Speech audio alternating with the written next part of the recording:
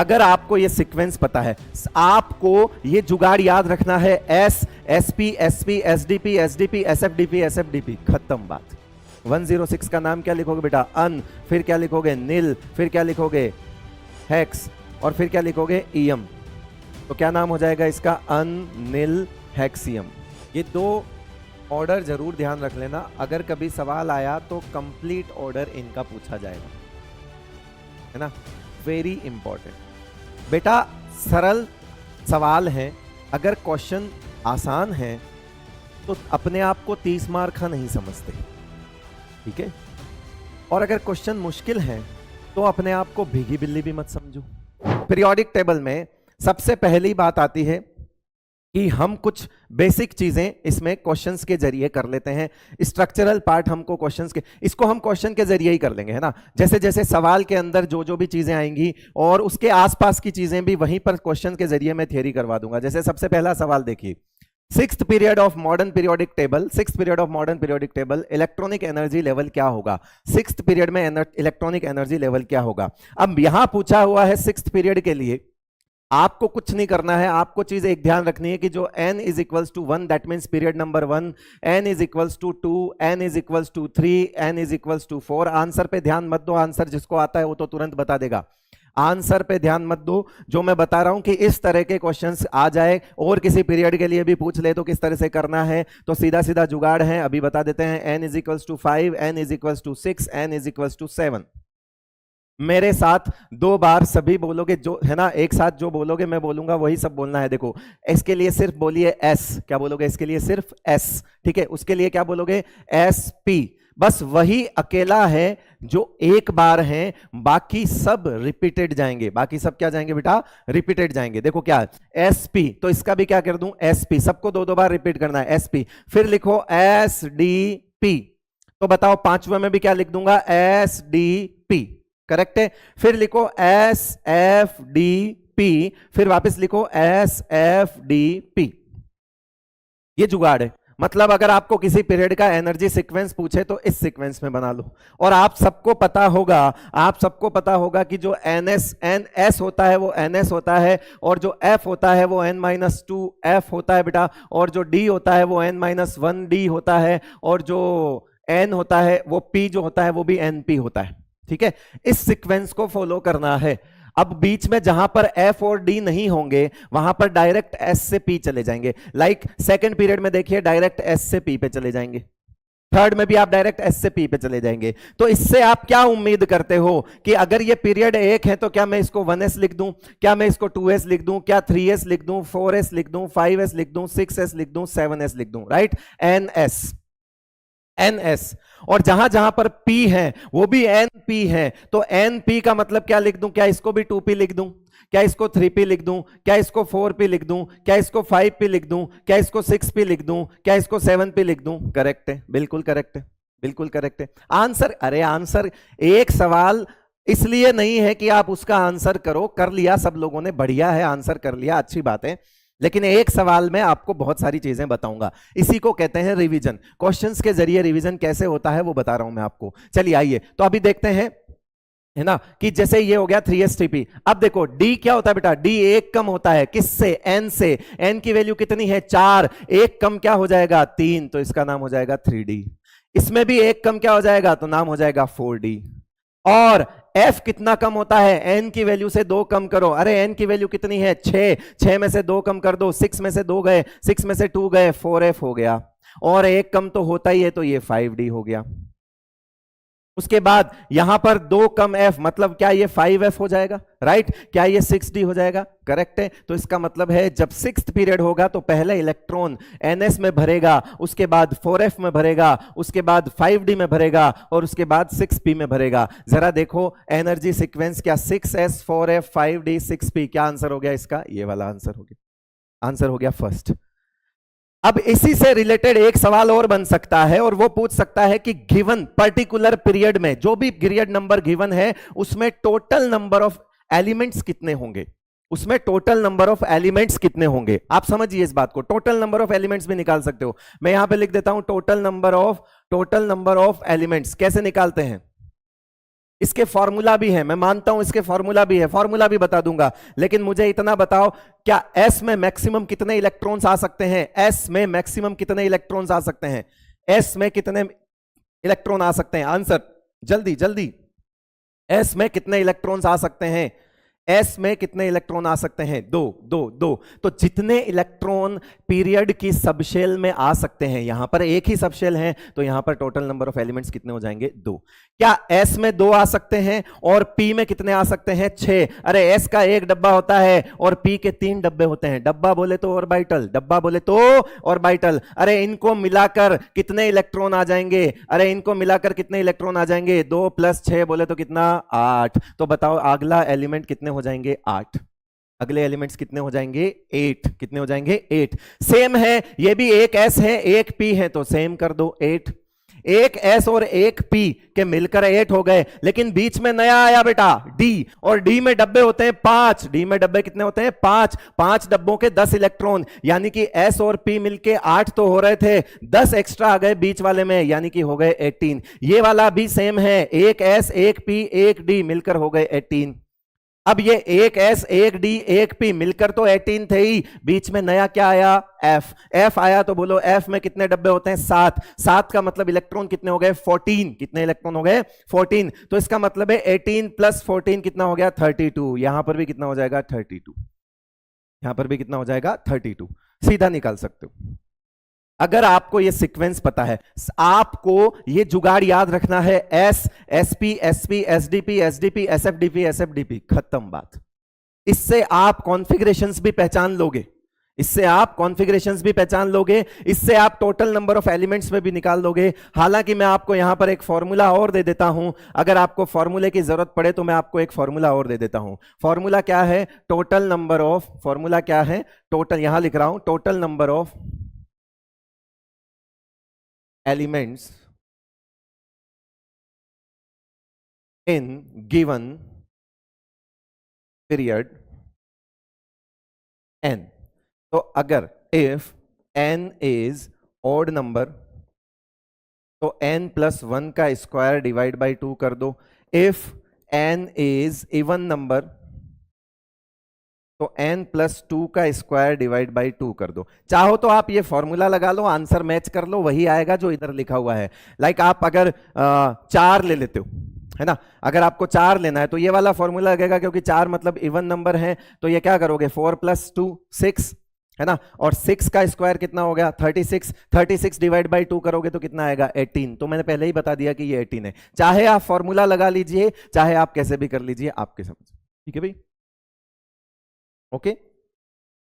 आइए, okay okay okay, आगे बढ़ते हैं बेटा। पहला सवाल आपको 3 चीजें सिखा के गया है। आपको सिखा के गया है पीरियड की सीक्वेंस, आपको सिखा के गया है टोटल नंबर ऑफ एलिमेंट्स, और आपको सिखा के गया है इलेक्ट्रॉनिक कॉन्फ़िगरेशन भरना, है ना, कि आप किसी 4th पीरियड के एलिमेंट का इलेक्ट्रॉनिक कॉन्फ़िगरेशन भरोगे तो आप क्या करोगे? 3rd पीरियड की इनर्ट गैस को ब्रैकेट में लिख दोगे और उससे आगे इस सीक्वेंस में इलेक्ट्रॉन भर दोगे। जैसे बता देता हूं मैं आपको, ये भी बता ही देता हूं, यही रह गया तो यही बता देते हैं। चलिए आइए देखो, मान लीजिए आपको 4th पीरियड का कोई एलिमेंट, सपोज अपन बहुत आसान सा ले लेते हैं 30 जिंक, ठीक है, 30 जिंक का आपको इलेक्ट्रॉनिक कॉन्फ़िगरेशन भरना है, जिसका जेड कितना है? 30। सबसे पहला काम होता है इसका पीरियड नंबर निकालना। तो इसका पीरियड नंबर आएगा कितना? 4। अब इतना दिमाग तो आपको लगाना पड़ेगा, ये सब बहुत बेसिक चीजें हैं बेटा, ये तो थोड़ा टाइम लग जाएगा अगर मैं इतना बताऊंगा तो। अब 4th पीरियड की सीक्वेंस लिख दो, लेकिन उससे पहले एक डब्बा बना दो, एक डब्बा बनाओ और 4th पीरियड की सीक्वेंस लिख दो 4s, फिर लिख दो 3d और फिर लिख दो 4p, ठीक है। और यहां इस डब्बे में क्या करना है? पहले वाली इनर्ट गैस को लिखना है। सर पहले वाली इनर्ट गैस कैसे? तो देख राजा, helium, neon, argon, krypton, xenon, radon, ठीक है, और ये ओजी ले। तो ये क्या है? सेकंड पीरियड है, ये सेकंड पीरियड है। एन क्या है इसका? सेकंड। ये क्या है इसका? थर्ड। ये फोर्थ, ये फिफ्थ, है ना, ये सिक्स्थ, और ये 7 और ये 8th पीरियड है। इसका एटॉमिक नंबर की अगर बात करें तो इसका एटॉमिक नंबर कितना होता है? इसका एटॉमिक नंबर है, सॉरी ये हमने गलत भर दिया, एक सेकंड सही कर, हाँ, ये हो गया आपका फर्स्ट पीरियड एन, ये फर्स्ट है, ये 2, है ना, ये 3, ये 4, ये 5, ये 6 और ये 7। ठीक है भाई। अब ठीक है, तो यहां पे इतनी इसकी तो जरूरत नहीं पड़ेगी, अपने पास काफी है ना। तो ये हो गया अपने पास ये जिंक। अब इसको देख, सॉरी, ये अपना पास जेड हो गया एटॉमिक नंबर। इसका कितना होता है 2, इसका कितना होता है 10, इसका कितना होता है 18, इसका कितना होता है 36, इसका कितना होता है 54, इसका कितना होता है 86। बस इतना सा मेरे लिए याद कर लो, क्योंकि ये आपको हर जगह जरूरत पड़ेगी। इतना सा याद कर लो, कर लिया। अब आप देखो कि अगर फोर्थ पीरियड में फोर्थ पीरियड की सीक्वेंस आप ले रहे हो तो ये है, तो डब्बे में आएगी पहले वाली इनर्ट गैस। पहले वाली इनर्ट गैस बोले तो थर्ड पीरियड की इनर्ट गैस, यानी डब्बे में लिखना पड़ेगा आर्गन। आर्गन जैसे ही लिखा तो पता चल गया कि 18 तो गए, मतलब 30 में से आप 18 भर चुके हो। बचे कितने? 12 इलेक्ट्रॉन। बचे कितने? 12 इलेक्ट्रॉन। 12 इलेक्ट्रॉन आपको भरने। 12 इलेक्ट्रॉन में कैसे भरोगे? 2 यहां भरोगे, 10 यहां भरोगे, वहां कुछ नहीं गया तो छोड़ दो, 0 कर दो, कोई दिक्कत वाली बात नहीं। तो ये कॉन्फ़िगरेशन हो गया क्या? आर्गन हो गया। और क्या लिख दोगे इसको? 4s2 और 3d10। अब किताबों में इसको ऐसे भी लिखा जाता है बेटा, आर्गन 3d10 4s2। इसमें और इसमें क्या अंतर है सर? कोई अंतर नहीं है, ये प्रॉपर है। ये बताता है कि पहले इलेक्ट्रॉन 4s में गया, उसके बाद 3d में गया। जबकि ये क्या बताता है कि पहले अंदर वाली शेल 3 नंबर अंदर होती है और 4 नंबर बाहर होती है। तो किताबों में आपको ऐसे लिखा हुआ मिलता है। इसका मतलब ये नहीं है कि इलेक्ट्रॉन पहले d में गया है और फिर s में गया है, जा ही नहीं सकता, क्योंकि एनर्जी सीक्वेंस में s पहले आएगा, फिर f, फिर d, फिर p।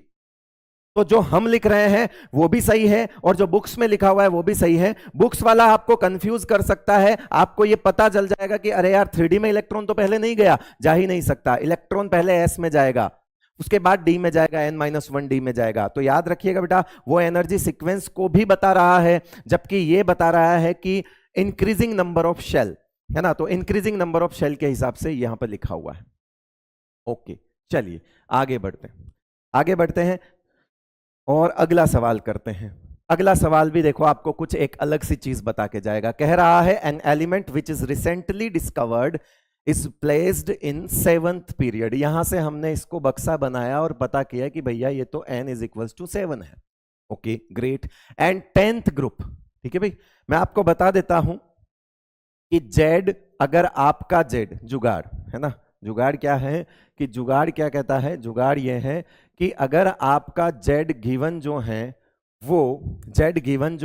वो 104 या उससे ज्यादा या 118 या उससे कम हो, है ना, इफ, है ना, ऐसा कुछ हो, तो इसका मतलब होता है कि इनका पीरियड नंबर हमेशा 7 होगा। इनका पीरियड नंबर हमेशा 7 होगा। इनका group number last two digit होगा, last 2 digit of atomic number, ठीक है, last 2 digit of atomic number. और सुन लो, जैसे 106 हैं तो इसका ग्रुप नंबर क्या हो जाएगा बेटा? इसका ग्रुप नंबर हो जाएगा 6। 110 हैं तो इसका ग्रुप नंबर क्या हो जाएगा बेटा? 110, है ना, सॉरी 10, है ना। और 112 है तो इसका ग्रुप नंबर कितना हो जाएगा? 12। लास्ट 2 डिजिट पकड़ लो, 6, 10, 12, लास्ट 2 डिजिट इसका ग्रुप नंबर होता है। तो इसने कहा कि 10th ग्रुप है, 7th पीरियड है, तो मेरे को दिमाग में आया कि मैं इसका नाम 110 लिखूंगा। मैं इसका एटॉमिक नंबर क्या लिख दूंगा? 110 लिख दूंगा। उल्टा है, वो उल्टा बोल रहा है कि 10वां ग्रुप है, 7वां पीरियड है, 10वां ग्रुप है, 7वां पीरियड है, तो 110 नंबर एलिमेंट होगा, जो कि रिसेंटली डिस्कवर्ड है ना, रिसेंटली डिस्कवर्ड है। तो फिर नाम कैसे लिखोगे? तो नाम लिखा जाता है बेटा 1 0 0 1 2 3 4 5 6 7 8 और 9। इसका नाम होता है नील, इसका नाम होता है अन, इसका नाम होता है बाई, इसका नाम होता है ट्राई, है ना, इसका नाम होता है क्वाड, इसका नाम होता है पेंट, इसका नाम होता है हेक्स, इसका नाम होता है सेप्ट, ऑक्ट और एन, ठीक है भाई, ये नाम होता है इसका। तो अब इसका नाम आप बता दो कैसे लिखते हैं? इसका नाम लिखते हैं बेटा हमेशा ऐसे लिखते हैं कि जैसे 1 है तो 1 1 0, तो इसको लिखेंगे अन, फिर नील, ठीक है। और सफिक्स हमेशा ईएम यूज होता है, हमेशा क्या सफिक्स यूज होगा? ईएम। इनमें हमेशा एक सफिक्स लगाया जाता है, ईएम हमेशा लगाया जाएगा। तो क्या लिखोगे? ईएम। तो नाम क्या हो गया? अन, है ना, अन नीलियम, ठीक है भाई, अन नीलियम। दिख गया आपको ऑप्शन कौन सा है? ऐसा वाला।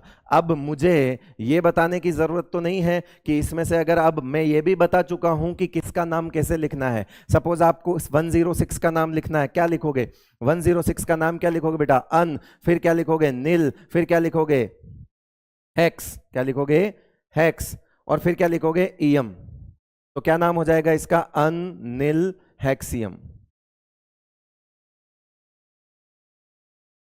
क्लियर है सबको? गुड।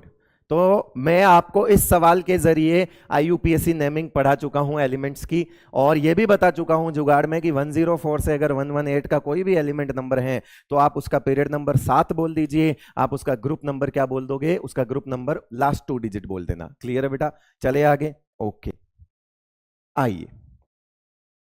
कह रहा है in the general electronic configuration, अगर हम n की वैल्यू 7 रख दें, ये जो आपको कॉन्फ़िगरेशन लिखा हुआ है इसमें अगर आप n की वैल्यू 7 रख दोगे तो ये n की वैल्यू 7 रखते। एक चीज मैं आपको यहां पर क्लियर कर देता हूं कि अगर दो चीज होती है बेटा, लेंथेनॉइड्स है ना, एक होता है लेंथेनॉइड्स और एक होते हैं एक्टिनॉइड्स।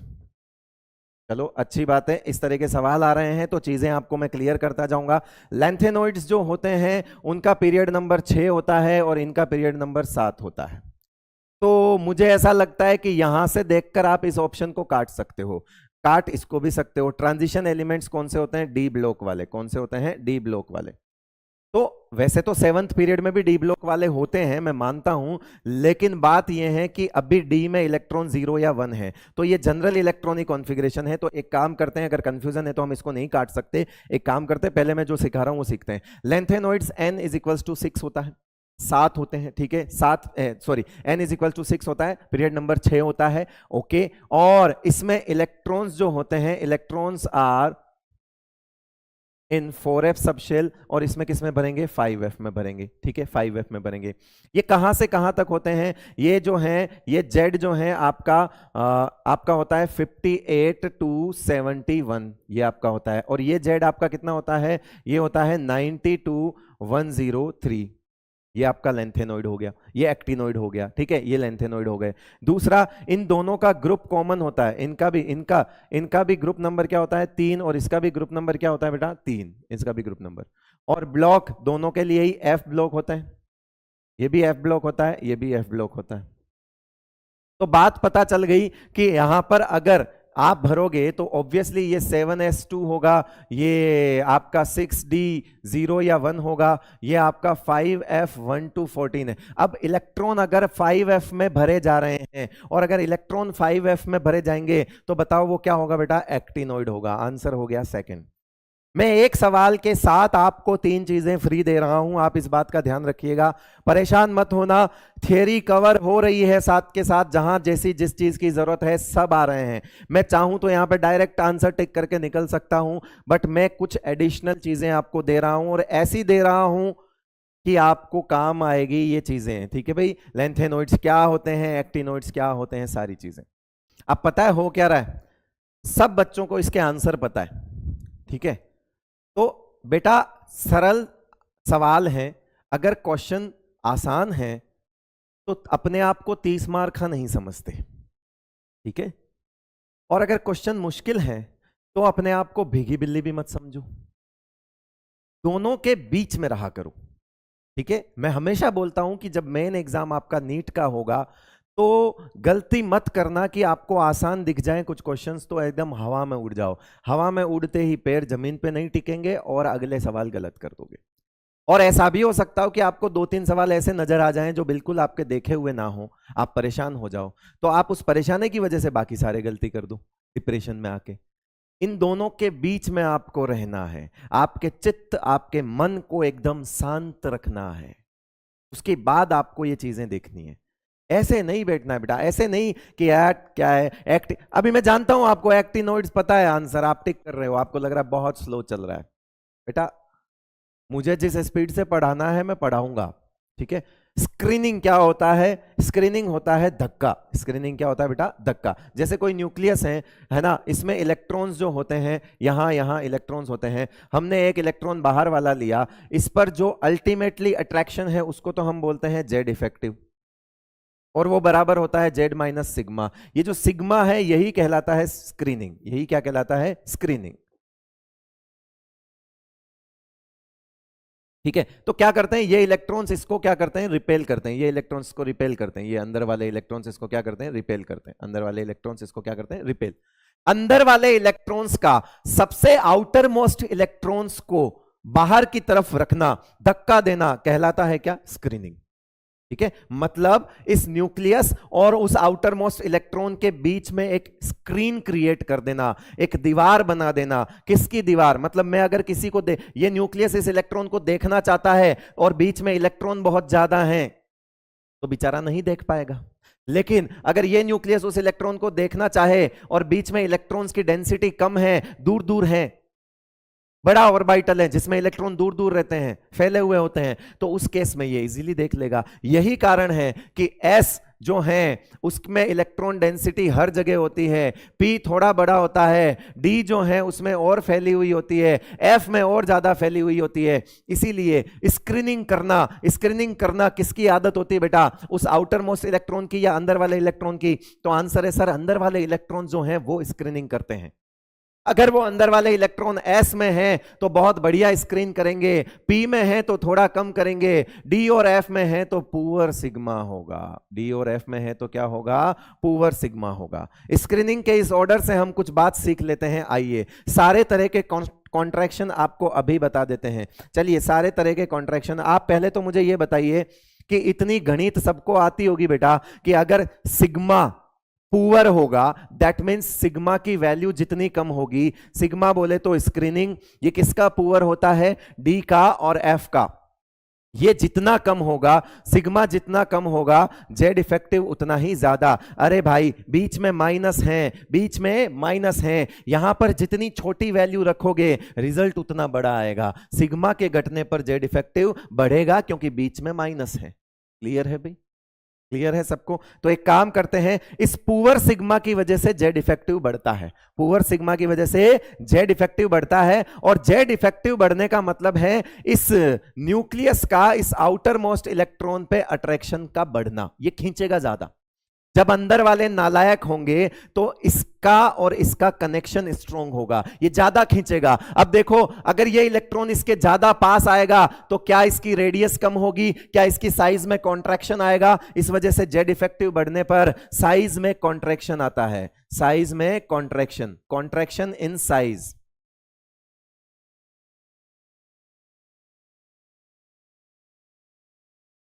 अकर्स। ठीक है, कॉन्ट्रैक्शन आएगा। अब कितने तरह के कॉन्ट्रैक्शन आपने अभी तक पढ़े हैं? बताओ कितने तरह के पढ़े हैं? ये देखो, आपने एक पढ़ा होगा लेंथेनॉइड कॉन्ट्रैक्शन, आपने एक पढ़ा होगा ट्रांजिशन कॉन्ट्रैक्शन,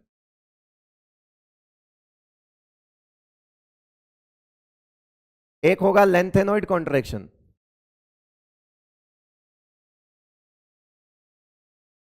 और एक होगा एक्टिनॉइड कॉन्ट्रैक्शन।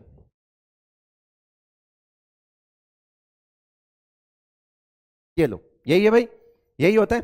अब होता क्या है इन कॉन्ट्रैक्शन में? क्या क्या होता है? पहली चीज आपसे पूछा जाएगा ट्रांजिशन कॉन्ट्रैक्शन किसकी वजह से होता है, तो यहां पे लिखोगे due to poor sigma of 3D electrons. बस बात खत्म। ठीक है, due to poor sigma of 3D electrons. Lanthanoid contraction due to, lanthanoids में अभी बताओ, लेंथेनॉइड्स में कहां इलेक्ट्रॉन भरे जाते हैं बेटा? F में। कहां से? 4F में। कौन से में? 4F में। और एक्टिनॉइड में 5F में। 4F और 5F, F और F दोनों F हैं, दोनों की शील्डिंग पुअर होती है। लेकिन मुझे बताओ 4F से बड़ा 5F है। मैंने कहा था ऑर्बिटल जितना बड़ा होगा इलेक्ट्रॉन उतने दूर दूर होंगे, डेंसिटी कम होगी इलेक्ट्रॉन्स की, तो शील्डिंग और खराब होगी। तो यानी कि 4F से भी ज्यादा खराब शील्डिंग किसकी बेटा? 5F की है। अब आप समझना मेरी बात को, मैं यहां लिख रहा हूं due to poor sigma of 4F electrons, right. मैं यहां लिख रहा हूं आपका due to poor sigma of 5F electrons. सबसे ज्यादा पुअर सिग्मा किसका है? सबसे ज्यादा पुअर सिग्मा किसका है? जल्दी बताओ। सबसे खराब सिग्मा, सबसे खराब सिग्मा। और मैं आपको यहां पे एक लिख रहा हूं Z effective is equals to Z minus sigma, ये सभी जानते हो है ना। अब बताओ सबसे खराब सिग्मा किसका है? 5f का, राइट? सिग्मा जितना खराब, सिग्मा जितना खराब, सिग्मा उतना कम, सिग्मा जितना कम, जेड इफेक्टिव उतना ज्यादा। तो मैं आपसे पूछूं कि स्ट्रेंथ, मैं आपसे पूछूं स्ट्रेंथ ऑफ कॉन्ट्रैक्शन, ठीक है, या पावर बोल दो, power, power of contraction. Answer बोलो क्या? मैंने यहां लिखा ट्रांजिशन कॉन्ट्रैक्शन, मैंने यहां लिखा लेंथेनॉइड कॉन्ट्रैक्शन, मैंने यहां लिखा एक्टिनॉइड कॉन्ट्रैक्शन। कौन बताएगा सबसे ज्यादा पावरफुल कॉन्ट्रैक्शन कहां लगेगा? सबसे ज्यादा पावरफुल कॉन्ट्रैक्शन कौन सा होता है? जल्दी बताइए, जल्दी आंसर, आंसर आपके सामने सारी चीजें कि जितना खराब सिग्मा, उतना कम सिग्मा और उतना ज्यादा जेड इफेक्टिव, जितना ज्यादा जेड इफेक्टिव साइज में कॉन्ट्रैक्शन उतना ज्यादा। बताइए सबसे ज्यादा पावरफुल, आंसर बोलिए कौन सा बेटा? ट्रांजिशन कॉन्ट्रैक्शन से ज्यादा पावरफुल होता है, लेंथेनॉइड कॉन्ट्रैक्शन से ज्यादा पावरफुल होता है actinoid contraction. Sir actinoid contraction हमने तो पढ़ा ही नहीं। बेटा होता है, बट प्रॉब्लम क्या है, हम एक्टिनॉइड्स को नहीं पढ़ते, देन हम आफ्टर एक्टिनॉइड्स वाले एलिमेंट्स भी नहीं पढ़ते। तो एक्टिनॉइड्स में भी एक्टिनॉइड कॉन्ट्रैक्शन लगता है एंड आफ्टर एक्टिनॉइड्स भी एक्टिनॉइड्स में कॉन्ट्रैक्शन लगता है, मतलब एक्टिनॉइड कॉन्ट्रैक्शन लगता है।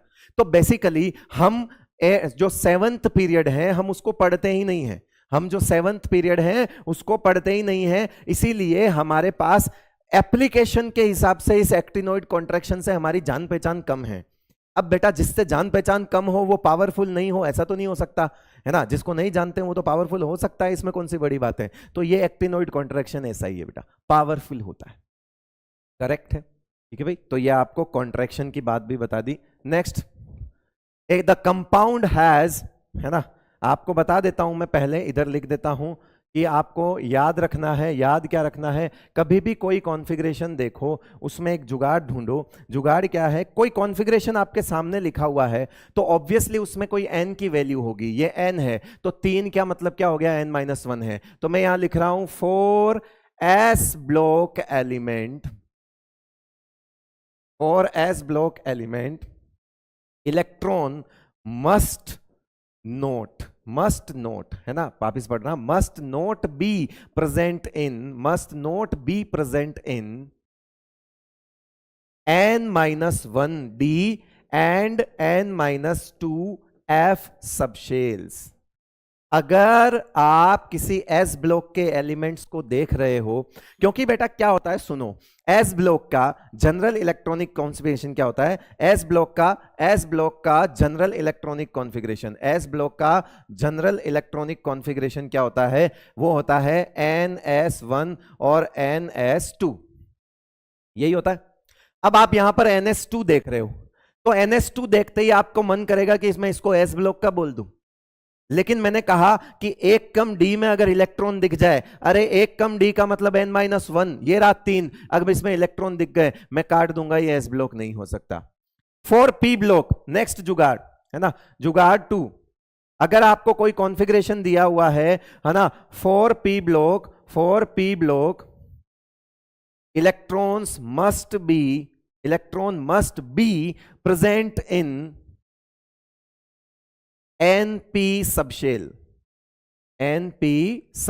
ये लो, आपको np में इलेक्ट्रॉन देखना है। क्या np में कोई इलेक्ट्रॉन दिख रहा है? नहीं दिख रहा है, काट दो। f ब्लॉक के लिए तो f में इलेक्ट्रॉन होना चाहिए ना, आपको नहीं दिया है। और बेटा 4th पीरियड में कहां से f आ जाएगा? 4th पीरियड में f नहीं आ सकता, काट दो। आंसर बोलो क्या? d। आंसर क्या हो जाएगा बेटा? d। आंसर क्या हो जाएगा? d। करेक्ट है, इस तरह से करना है। अप्रोच सही होगी तो 4 बात सिखा के जाएगा सवाल। अब देखो यहां पर मैंने आपको 2 नई बातें बताई कि कभी किसी कॉन्फ़िगरेशन में एस ब्लॉक देखना हो और आपको देखते ही ऐसा लगे कि 4s2, अरे ns2, अरे तो ये तो एस ब्लॉक है। बेटा रुक, चेक कर, एक कम डी में 2 कम एफ में इलेक्ट्रॉन नहीं चाहिए, ठीक है। और p ब्लॉक को देखने का जुगाड़, np में इलेक्ट्रॉन, यानी कि यहां अगर 4p में इलेक्ट्रॉन होता तो 100% वो p ब्लॉक का होता, बात खत्म। चलिए आगे आइए, नेक्स्ट।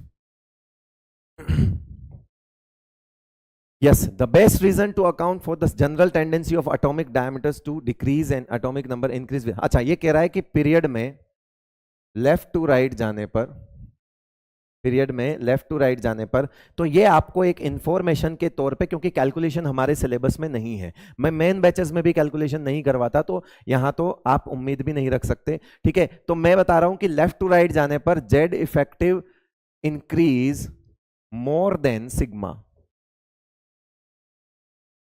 दैट्स वाई साइज जो है वो क्या होगी, डिक्रीज होगी। ये लेफ्ट टू राइट की कहानी है। तो जरा बताओ, outer electrons repel inner electrons, ठीक है, बात तुम्हारी नहीं, बात गलत हो गई ना, आउटर इलेक्ट्रॉन्स थोड़ी रिपेल करते हैं, गलत। क्लोजर पैकिंग, इसका हम कुछ नहीं कर सकते। The number of neutrons increase, गलत बात। The increasing nuclear charge exert a greater attractive force, ये बेसिकली जिस न्यूक्लियर चार्ज की बात कर रहा है वो इफेक्टिव न्यूक्लियर चार्ज है।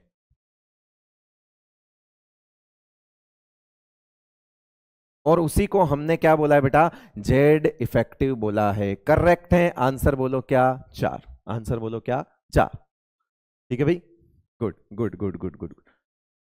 नेक्स्ट है लेंथ। अब देखो ये सवाल, lanthanoid contraction relates to decrease is, ठीक है, कह रहा है लेंथेनॉइड कॉन्ट्रैक्शन की वजह से साइज डिक्रीज होगी। तो मैं आपको क्लियर कर देता हूं कि लेंथेनम से, है ना, वैसे लेंथेनम लेंथेनॉइड नहीं है, बट मैंने कहा था, है ना, किसी को याद है, कोई बैच में मेरे से पढ़ा हुआ हो तो उसको याद होगा, लेंथेनम को डी ब्लॉक का एलिमेंट कहते हैं। लेकिन जब भी प्रॉपर्टीज पढ़ी जाती है, लाइक साइज पढ़ना है, आयोनाइजेशन एनर्जी पढ़नी है, जब भी कोई प्रॉपर्टीज पढ़ी जाएगी तो लेंथेनम को एफ ब्लॉक के साथ रख दिया जाएगा, है ना। तो लेंथेनम से लेके यूरोपियम, एक जरूर यहां पर एक्सेप्शन आता है, यूरोपियम, है ना, और यहां पे फिर से डिक्रीज होता है ल्यूटेशियम तक। अगर मैं इस यूरोपियम को छोड़ दूं, जो कि हालांकि यहां आ जाता है यूरोपियम देन लेंथेनम, और उसके बाद यहां पे क्या हो जाएगा, ल्यूटेशियम। बट एक यूरोपियम को छोड़ दो, यूरोपियम को छोड़ दो, तो मैं आपको बोल देता हूं, चलो अपन यूरोपियम के को भी कंसीडर नहीं करते हैं, हटाओ, वो मेटेलिक रेडियस होती है, हटाओ, है ना, अपन यूरोपियम को भी कंसीडर नहीं करते हैं, हटा दो। अपन तो यहां लिख देते हैं कि लेंथेनम से लेकर ल्यूटेशियम तक ले लो, चाहे आप लेंथेनम +3 से लेकर ल्यूटेशियम +3 तक ले लो। ठीक है, दोनों में ही electrons are filling in 4f, lanthanoid contraction लगेगा तो साइज क्या होगी, डिक्रीज होगी। तो इधर से इधर जाने पर क्या होगा, साइज क्या होगी बेटा, डिक्रीज होगी। तो क्या ये m है ना, एटॉमिक मतलब m as well as m3+, m as well as m3+, चाहे तो उनका जीरो स्टेट देखो, चाहे इनकी आयनिक रेडियस देखो, दोनों में ही लेंथेनॉइड कॉन्ट्रैक्शन एप्लीकेबल होता है,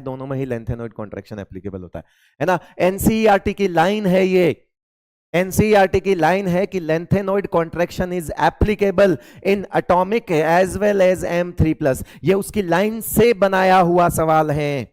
वापिस ध्यान दे लें कि एनसीईआरटी की लाइन में लिखा हुआ है lanthanoid contraction is applicable for atomic, that means zero state वाले, एज वेल एज आयनिक मतलब +3 वाले। ठीक है भाई, विद एटॉमिक में हालांकि एक न्यूट्रल में एक यूरोपियम का एक्सेप्शन होता है, बट आपसे कोई फाइनल ऑर्डर नहीं पूछ रहा, एक अकेले को छोड़ दो तो जनरल ट्रेंड तो वही है कि वो जो है वो लेफ्ट टू राइट साइज क्या हो रही है बेटा, डिक्रीज हो रही है।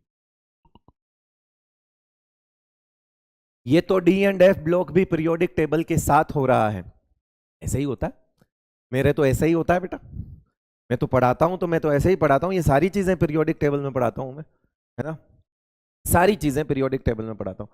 आइए, if the difference in atomic size of sodium to lithium, मतलब लिथियम से सोडियम पे आओ, उसका डिफरेंस x है, देन y है, देन z है, then the correct order will be, जल्दी बताओ, लगाओ दिमाग, आखिर क्या होगा इसमें ऐसा जिसकी वजह से आपको ये सवाल करना पड़ रहा है, जल्दी बताओ। कुछ कह रहे हैं सर पहले कॉन्सेप्ट लो, तो सवाल कब करवाएंगे भाई, सवाल भी तो करवाने, सवाल के साथ कॉन्सेप्ट लेंगे, ठीक है। और जीरो से, तो जीरो आप अगर सोच रहे हो कि बेसिक से पढ़ाओ तो आप नाम देखिए ना, रिवीजन है बेटा, रिवीजन का मतलब है आपने एक विजन किया होगा इसका पहले, है ना, मैं तो रिवीजन करवा रहा हूं, ठीक है, ऐसा नहीं है। यहाँ पे ऑलमोस्ट मेरे ख्याल से 90% लोग वही होंगे जो पढ़े हुए होंगे, पढ़े हुए मतलब पहले चीजें पढ़ी हुई होगी। बताइए जल्दी, अब कुछ भी लिख रहे हैं कि यार छोड़ो हटाओ, देखो बेटा लिथियम, कौन सा पीरियड? सेकंड। ठीक है, लिथियम कौन से पीरियड का है? सेकंड का। फिर सोडियम है थर्ड पीरियड का, उसके बाद पोटेशियम, फिर रुबिडियम, फिर caesium and then francium, right. तो ये हो गया आपका फोर्थ पीरियड, ये फिफ्थ पीरियड, ये सिक्स्थ पीरियड, ये सेवंथ पीरियड। अगर आपको वो याद है S F D P, S D P, S F D P, तो आपको इतना समझ आ गया होगा कि लिथियम से सोडियम पे आओगे तो ठीक है, साइज बढ़ेगी, नॉर्मल है, कोई दिक्कत वाली बात नहीं है। एस के ही इलेक्ट्रॉन आएंगे, मान लिया एस के ही इलेक्ट्रॉन आएंगे। ये गैप पूछ रहा है, गैप, ये गैप पूछ रहा है। फिर ये पूछ रहा है पोटेशियम से रुबिडियम, तो 4 से 5 है, तो इसका मतलब है यहां पर डी इलेक्ट्रॉन्स आ जाएंगे।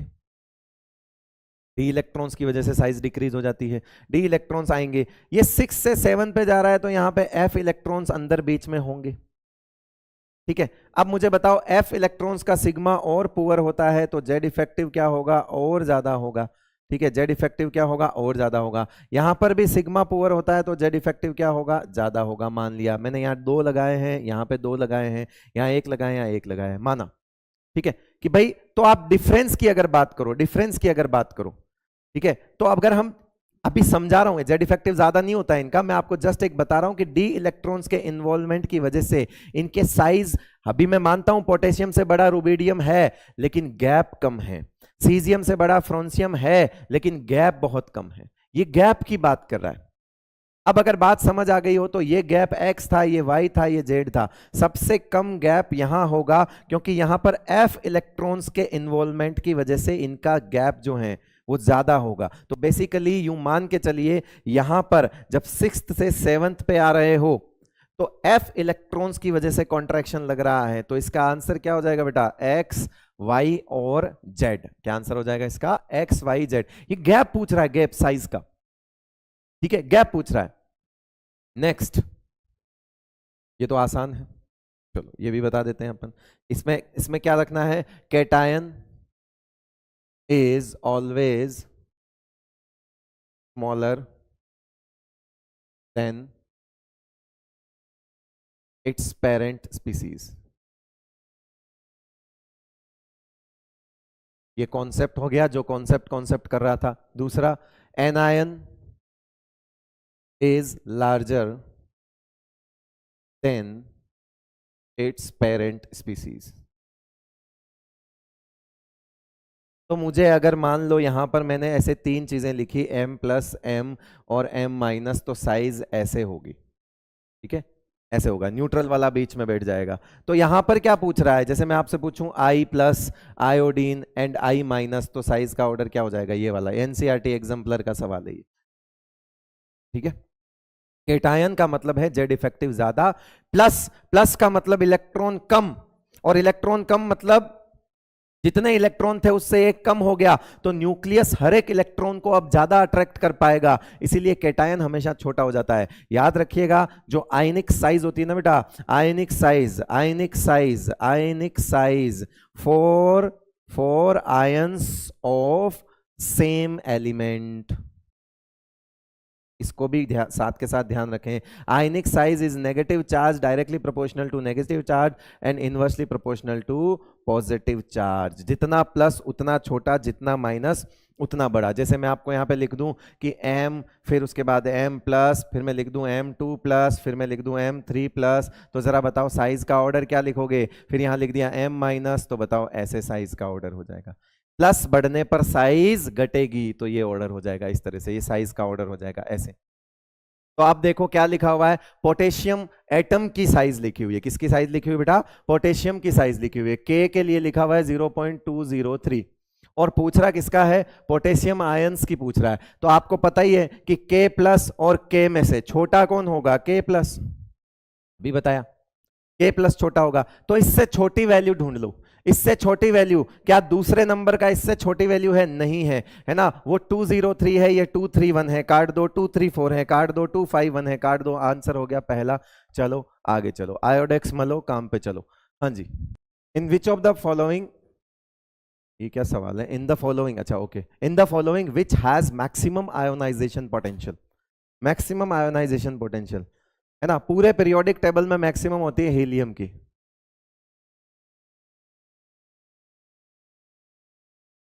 अब बात खत्म हो गई, छोड़ो। ऑर्डर में बताऊंगा आयोनाइजेशन एनर्जी के कॉन्सेप्ट वगैरह, या ऑर्डर में बताऊंगा, कुछ और सवाल आएंगे उनमें, कुछ और सवाल आएंगे उनमें, ठीक है, सवाल और आ जाएंगे, टेंशन मत लो। ये पहले आ गया गलती से, कोई बात नहीं, ये इलेक्ट्रॉन एफिनिटी का भी पहले आ गया, एक साइज का हम लोग पहले कर लेते हैं।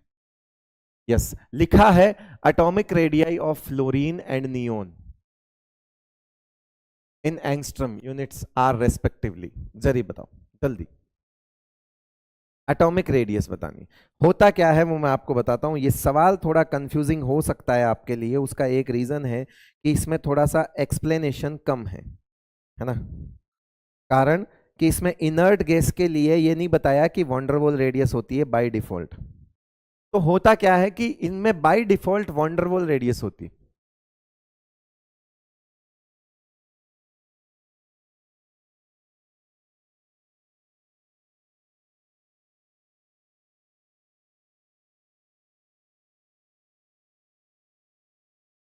ठीक है भाई, और नॉन मेटल्स में ये जो फ्लोरीन है, इनकी स्टैंडर्ड रेडियस होती है,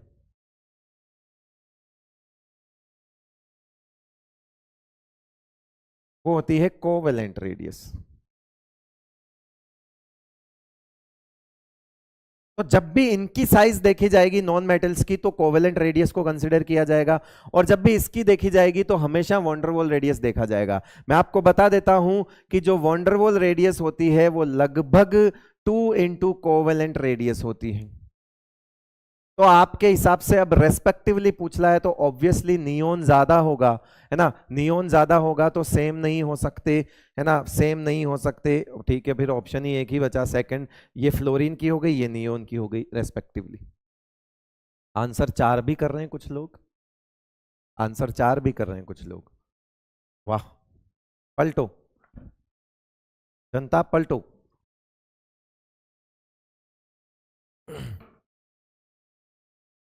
अगला सवाल क्या है देखो, एक इलेक्ट्रॉन एफिनिटी का है, रुक जाओ, एफिनिटी के क्वेश्चंस बाद में करेंगे, है ना, आयोनाइजेशन एनर्जी के पहले करेंगे ताकि प्रॉपर चीजें चलती रहेगी। हाँ जी बताइए, देखो तो आपको इस सवाल से हम आयोनाइजेशन एनर्जी, पहली चीज आयोनाइजेशन एनर्जी लिख दो, आईपी लिख दो, इतना परेशान मत हो, एक ही बात है। बात यह है कि जब इसी एनर्जी को इलेक्ट्रॉन, है ना, वोल्ट पर एटम में काउंट कर लोगे तो पोटेंशियल हो जाएगा, वोल्ट की बात आ जाएगी तो पोटेंशियल हो जाएगा, इसलिए वो आईपी वर्ड हो जाता है। आपके लिए सेम हो गई बातें, आप टेंशन मत लो। तो आईपी और आई, है ना, ये इसके कुछ फैक्टर्स होते हैं, है ना, फैक्टर्स। वो फैक्टर्स क्या क्या होते हैं, एक तो होता है एन, तो मैं बता देता हूं, एन बढ़ने पर आयोनाइजेशन एनर्जी क्या होती है, कम होती है। इफेक्टिव न्यूक्लियर चार्ज मतलब होता है जेड इफेक्टिव, जेड इफेक्टिव बढ़ने पर, जेड इफेक्टिव बढ़ने पर आयोनाइजेशन एनर्जी क्या होती है, बढ़ती है। ये electrons present in inner shell, that means ये सिग्मा है, तो इनडायरेक्टली इसका छुपा हुआ है ये कि सिग्मा अगर बढ़ेगा तो जेड इफेक्टिव जो है वो घटेगा, तो फिर आयोनाइजेशन एनर्जी भी क्या होगी बेटा, घटेगी। तो कहीं न कहीं ये सारे फैक्टर्स जो हैं वो काम कर रहे हैं। इनके अलावा जो फैक्टर्स होते हैं वो देख लीजिए, ये एक फैक्टर हो गया, ये 2 मान लेते हैं, ये 3, अब ये चौथा फैक्टर मान लेते हैं हम, है ना, स्टेबल कॉन्फ़िगरेशन। क्या मान लेते हैं हम, स्टेबल, वो इसमें नहीं है, स्टेबल कॉन्फ़िगरेशन, स्टेबल कॉन्फ़िगरेशन, है ना। और पांचवा मान लेते हैं हम पेनेट्रेशन इफेक्ट, पांचवा क्या ले लेंगे हम, पेनेट्रेशन इफेक्ट। अब ये स्टेबल कॉन्फ़िगरेशन जो है बेटा, स्टेबल कॉन्फ़िगरेशन जो है वो क्या है, जैसे हाफ फुल फिल्ड, जो फुल फिल्ड होता है वो मैक्स होता है इन अ पीरियड, और वो कौन होता है, नोबल गैस, है ना, max ionisation energy in a period. और जो हाफ फील्ड है, जो हाफ फील्ड है उसमें हम नाइट्रोजन को ज्यादा करेंगे ऑक्सीजन से, और फास्फोरस को ज्यादा करेंगे थर्ड पीरियड में किससे, सल्फर से, यानी कि NP3 ज्यादा होगा NP4 से, ये ध्यान रख लेना।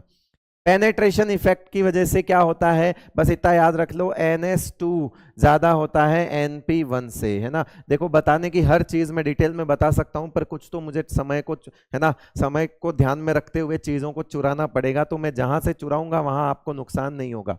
पेनेट्रेशन में आप सिर्फ ये ध्यान रख लीजिए, यानी कि अगर बेरिलियम है तो वो बोरोन से ज्यादा होगा, और अगर मैग्नीशियम है तो वो एल्यूमिनियम से ज्यादा होगा, क्योंकि हम ज्यादा से ज्यादा सेकंड पीरियड और थर्ड पीरियड की आयोनाइजेशन एनर्जी की बात करते हैं। ये फैक्टर्स हो गए। जैसे ही फैक्टर्स हुए, हम डायरेक्ट क्या लिख सकते हैं, जैसे ये सवाल ये कर लीजिए, क्या पूछ रहा है, correct order of first ionization enthalpy. तो एक काम करते हैं, इसने जिसकी भी पूछी कोई बात नहीं, हम लोग यहां पे लिखते हैं lithium, beryllium, boron, carbon, nitrogen, oxygen, fluorine, neon. क्या ये मैक्सिमम है? क्या ये मैक्स है? यस। रीजन है, रीजन क्या है? रीजन है इसका फुलफिल्ड। ठीक है भाई। अब बात आती है, क्या ये 2s2 है और ये 2p1 है, इसमें पेनेट्रेशन लगेगा। क्या ये 2p3 है, ये 2p4 है, इसमें हाफ फील्ड लगेगा। बस बाकी को लेफ्ट टू राइट इंक्रीज करना है। दैट मीन्स एक लफड़ा तो यहां है और एक लफड़ा यहां है, बाकी कोई लफड़ा नहीं है। बाकी आप इसको इंक्रीज कर दीजिए इस तरह से। तो आप इसको रीअरेंज करोगे तो क्या होगा, लिथियम, देन उससे ज्यादा बोरोन पहले आ जाएगा, इसको इधर और इसको इधर कर दो। फिर क्या आ जाएगा बेटा, बेरिलियम, उसके बाद कार्बन, उसके बाद ऑक्सीजन, उसके बाद नाइट्रोजन, उसके बाद फ्लोरीन, उसके बाद नियोन। तो देखो आपको पूछा किस किस के बीच में है, boron, carbon, oxygen and nitrogen. तो बोरोन से ज्यादा कार्बन की होगी, बोरोन से ज्यादा कार्बन की होगी। उसके बाद नाइट्रोजन पहले आएगा, नहीं, क्योंकि ये हाफ फील्ड की वजह से पीछे। तो बोरोन के बाद carbon, oxygen and nitrogen, boron, carbon, oxygen and nitrogen. तो यहां पे क्या लिख दोगे बेटा, ऐसा कर दोगे। ठीक है भाई, क्लियर है। अगर आपको इसका किसी भी, आप फर्स्ट आयोनाइजेशन एनर्जी लिखो या चाहे सेकंड आयोनाइजेशन एनर्जी लिखो, ऑलवेज याद रखना बेटा, NS1 से ज्यादा, NP1 से ज्यादा, NS2 से ज्यादा, NP2 से ज्यादा, NP4 से ज्यादा, NP3 से ज्यादा, NP5 से ज्यादा, NP6 होगा, है ना। ये है ब्रह्मास्त्र, ये है ब्रह्मास्त्र, ये है MDJ। इससे आप सेकंड पीरियड का ऑर्डर, मतलब इससे आप सेकंड का पीरियड का ऑर्डर लिख सकते हो, इससे आप थर्ड पीरियड का ऑर्डर लिख सकते हो, इससे आप सेकंड आयोनाइजेशन एनर्जी का ऑर्डर लिख सकते हो, है ना। सेकंड आयोनाइजेशन एनर्जी का ऑर्डर भी इससे लिख सकते हो। देखो बताऊं, है ना, मान लो आपको इनकी ही सेकंड आयोनाइजेशन एनर्जी पूछ ले तो, है ना, मान लो boron, carbon, nitrogen, oxygen, right. ठीक है, अब मैं इसमें आयोनाइजेशन एनर्जी 2 की बात कर रहा हूं। मुझे जरा बताओ कि आयोनाइजेशन एनर्जी 2 का मतलब है दूसरा इलेक्ट्रॉन निकालना। आयोनाइजेशन एनर्जी 2 का क्या मतलब है बेटा, सेकंड इलेक्ट्रॉन को निकालना। सेकंड इलेक्ट्रॉन को निकालने का मतलब है जब अगले से एक इलेक्ट्रॉन निकल चुका होगा तब आप उससे दूसरा इलेक्ट्रॉन निकालने जाओगे। अरे भाई, किसी से एक इलेक्ट्रॉन निकाल लिया तो तभी तो आप उनमें से दूसरा इलेक्ट्रॉन निकालने जाओगे। इसका मतलब है जब भी आयोनाइजेशन एनर्जी 2 निकालनी हो, जब भी आयोनाइजेशन एनर्जी 2 का मतलब होता है, ये आयोनाइजेशन एनर्जी 1 है, हो गया वो सवाल, उसको भूल जाओ, वो तो हो गया सवाल। मैं बात कर रहा हूं आयोनाइजेशन एनर्जी 2। ठीक है, आयोनाइजेशन एनर्जी 2 का मतलब क्या है कि एक एक इलेक्ट्रॉन निकल चुका है ऑलरेडी, आप दूसरा इलेक्ट्रॉन निकालने जा रहे हो। यानी ये आपके पास 2p1 था, ये आपके पास 2p2 था, ये आपके पास 2p3 था, ये आपके पास 2p4 था। सर आपने था क्यों बोला, कि था ऐसे वाला नहीं, मैंने कहा कि इसको एक कम कर रहे और कम करके बता कि 2p1 से पीछे क्या होता था, 2s2 2p1, राइट। तो इसका मतलब है अब जिसके पास इलेक्ट्रॉन मांगने जाओगे, जब आप बोरोन से दूसरा इलेक्ट्रॉन निकालने जाओगे तो बोरोन 2p1 नहीं देगा, बोरोन कहेगा मैं तो अब 2s2 हूं, मुझमें से एक जा चुका है, जरा बता क्या इसको 2p1 कर दूं, क्या इसको 2p2 कर दूं, क्या इसको 2p3 कर दूं। मैंने कहा MDJ दुनिया में फेल हो ही नहीं सकता। इसका मतलब है अपने को करना कुछ नहीं है, ये चाहे आप फर्स्ट आयोनाइजेशन एनर्जी के लगा लो, ये आप सेकंड आयोनाइजेशन एनर्जी के लिए लगा लो, ये आप थर्ड आयोनाइजेशन एनर्जी के लिए लगा लो, गलती नहीं होगी। अब जरा देख, क्या ये NS2 हो गया, है ना, 2s2 का मतलब NS2 हो गया। अब हमको अरेंज करना है इन रिजल्टिंग कॉन्फ़िगरेशंस को देखकर, उनको भूल जाओ, उनको देखकर हमने वो आंसर कर दिया, वो था हमारा आयोनाइजेशन एनर्जी फर्स्ट। अब हम इनको देखकर आंसर करेंगे। तो मुझे इतना पता है कि 2s2 और 2p1 में पेनेट्रेशन लगेगा, NH2 और NP1 इनमें पेनेट्रेशन लग जाएगा। मुझे बताओ क्या पहले पेनेट्रेशन किस में लगा था? अरे सर पेनेट्रेशन तो बेरिलियम और बोरोन में लगा था। बेटा जब वो 2s2 और 2p1 थे, आज 2s2 और 2p1 कौन है? याद रखिएगा ये जो है ना NH2 और NP1 में पेनेट्रेशन लगता है, NP4 और NP3 में हाफ फिल्ड लगता है। अब देखो एलिमेंट बदल सकता है लेकिन कॉन्फ़िगरेशन नहीं बदलेगा। एलिमेंट बदल सकता है कौन? इसमें पेनेट्रेशन लग दिया, जरा बता। अब सबसे पीछे 2p1 आया, उसके बाद 2s2 आया, उसके बाद 2p2 आया और उसके बाद 2p3 आया। कुछ नहीं करना, कुछ नहीं करना, ये देखना है कि 2p1 ये लिखा हुआ है 2p1, इसके ऊपर कौन सा एलिमेंट था? कार्बन। 2s2 इसके ऊपर कौन सा एलिमेंट था? बोरोन। 2p2 इसके ऊपर कौन सा था? नाइट्रोजन। 2p3 इसके ऊपर कौन था? ऑक्सीजन। ये आयोनाइजेशन एनर्जी 2 का ऑर्डर है। इसका ऑर्डर है, ये आयोनाइजेशन एनर्जी 2 का ऑर्डर है ना, CbNO। और वो कौन सा था? BCON। करेक्ट है भाई, है ना? नहीं आया, एक बार और कर लेंगे, एक बार और किसी और। अभी आ रहा है आगे एक सवाल आ रहा है, सेकंड आयोनाइजेशन एनर्जी का ही आ रहा है, ठीक है? देख रहे हैं, ये ले ये सवाल, अगला सवाल सेकंड आयोनाइजेशन एनर्जी का ही है। The second ionization potential in electron volts of, है ना, ऑक्सीजन एंड फ्लोरीन। देख पहले हम देखते हैं ऑक्सीजन फ्लोरीन में। तो ऑक्सीजन फ्लोरीन में अगर हम आयोनाइजेशन एनर्जी 1 की बात करेंगे तो ऑब्वियसली ये ज्यादा होगा, क्योंकि ये 2p4 होता है, ये 2p5 होता है। ब्रह्मास्त्र को याद कर, ब्रह्मास्त्र में क्या लिखा है? ब्रह्मास्त्र में लिखा है कि 2p4 NP4 से ज्यादा NP5 होगा। ये ब्रह्मास्त्र में लिखा है, NP4 से ज्यादा NP5 होगा। ठीक है, तो हमने भी लिख दिया कि NP4 से ज्यादा NP5 होगा, लेकिन वो ब्रह्मास्त्र आयोनाइजेशन एनर्जी 1 के लिए है, मैं मानता हूं। क्या वो 2 के लिए हो सकता है? हो सकता है, वो ब्रह्मास्त्र कभी नहीं बदलेगा। अब मुझे बता कि अगर मैं आयोनाइजेशन एनर्जी 2 लिखूं तो इसका मतलब है ये 2p4 नहीं, ये 2p3 हो गया, ये 2p5 नहीं, 2p4 हो गया। ओ हो P3 P4, अरे हाफ फील्ड लग गया।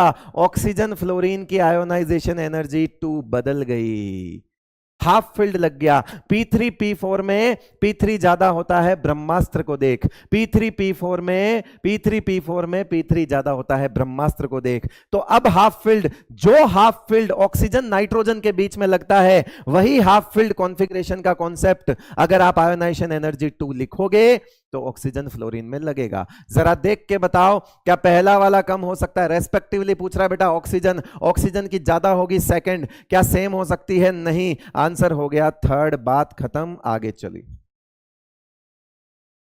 Third,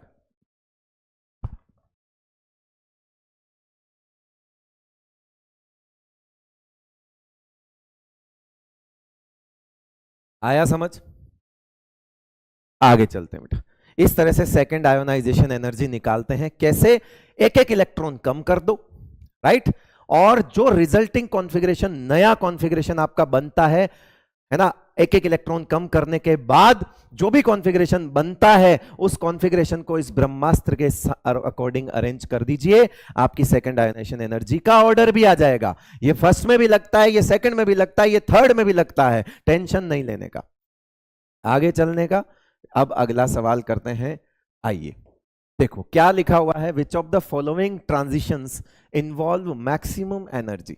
which of the following transition involves maximum energy? यहां से आपको एक बेसिक बात पता चलेगी। आयोनाइजेशन एनर्जी का मतलब होता है इलेक्ट्रॉन को निकालना। अगर आप इन सारे ऑप्शंस को देखोगे तो ये ऑप्शंस कुछ इस तरह से हैं।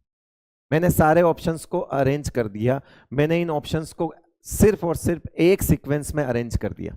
आप देखो यही है ना, सारे ऑप्शंस यही है। सारे ऑप्शंस को मैंने देखा, वो कह रहा है एक ऑप्शंस को उसने एक टुकड़ा बना दिया, दूसरे ऑप्शंस को उसने दूसरा टुकड़ा, तीसरा टुकड़ा, चौथा टुकड़ा, और ऐसे 4 टुकड़े करके ऑप्शंस बना दिए। मैं आपको डायरेक्ट बता रहा हूं कि यहां पर यहां पर माइनस है तो इलेक्ट्रॉन ज्यादा है किससे? प्रोटॉन से। अरे जीरो है तो इलेक्ट्रॉन बराबर है प्रोटॉन के।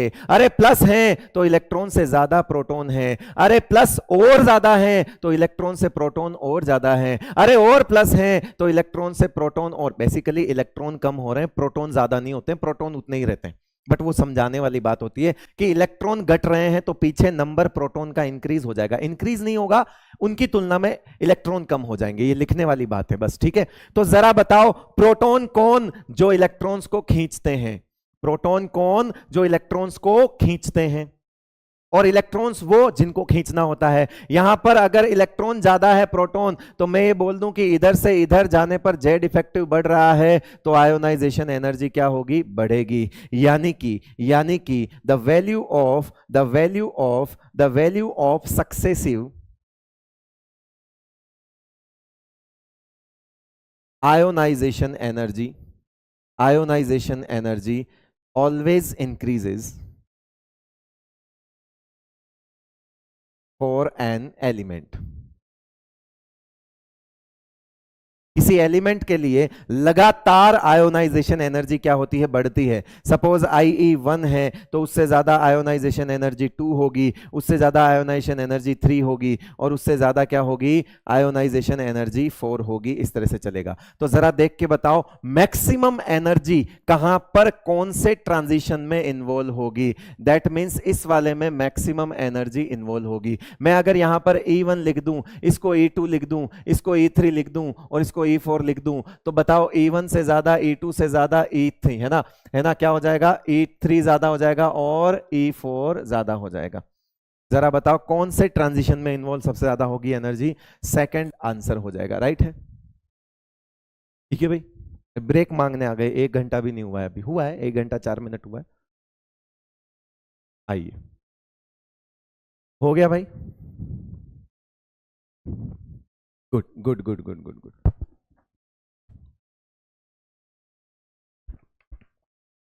कितने क्वेश्चन आएंगे इससे नीट में?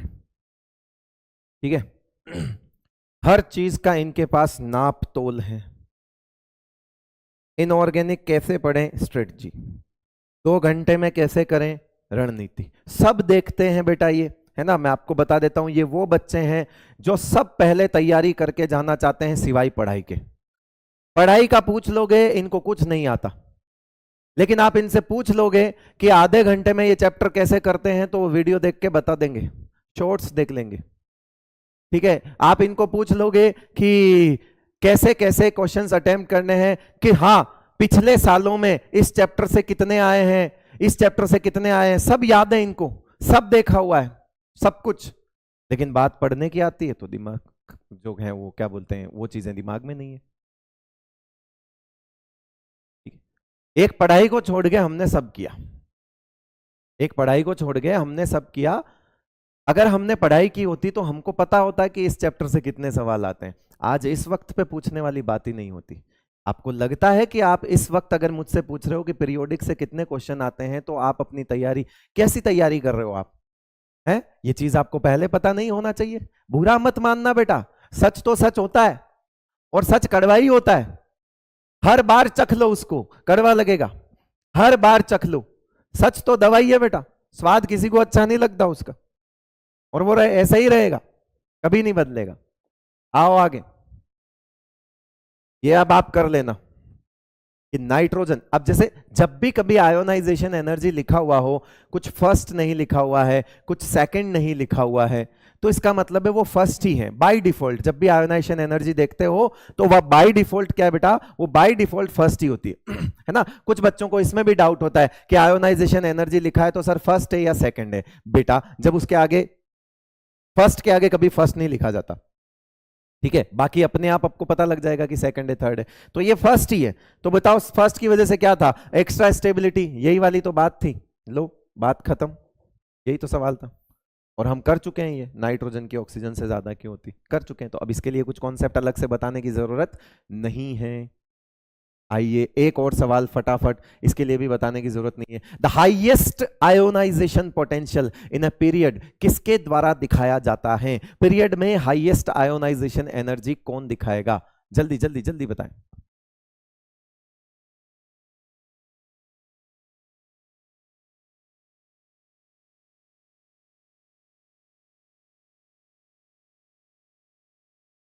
जल्दी। हमने कहा पीरियड में मैक्सिमम होती है noble gas due to fulfilled configuration.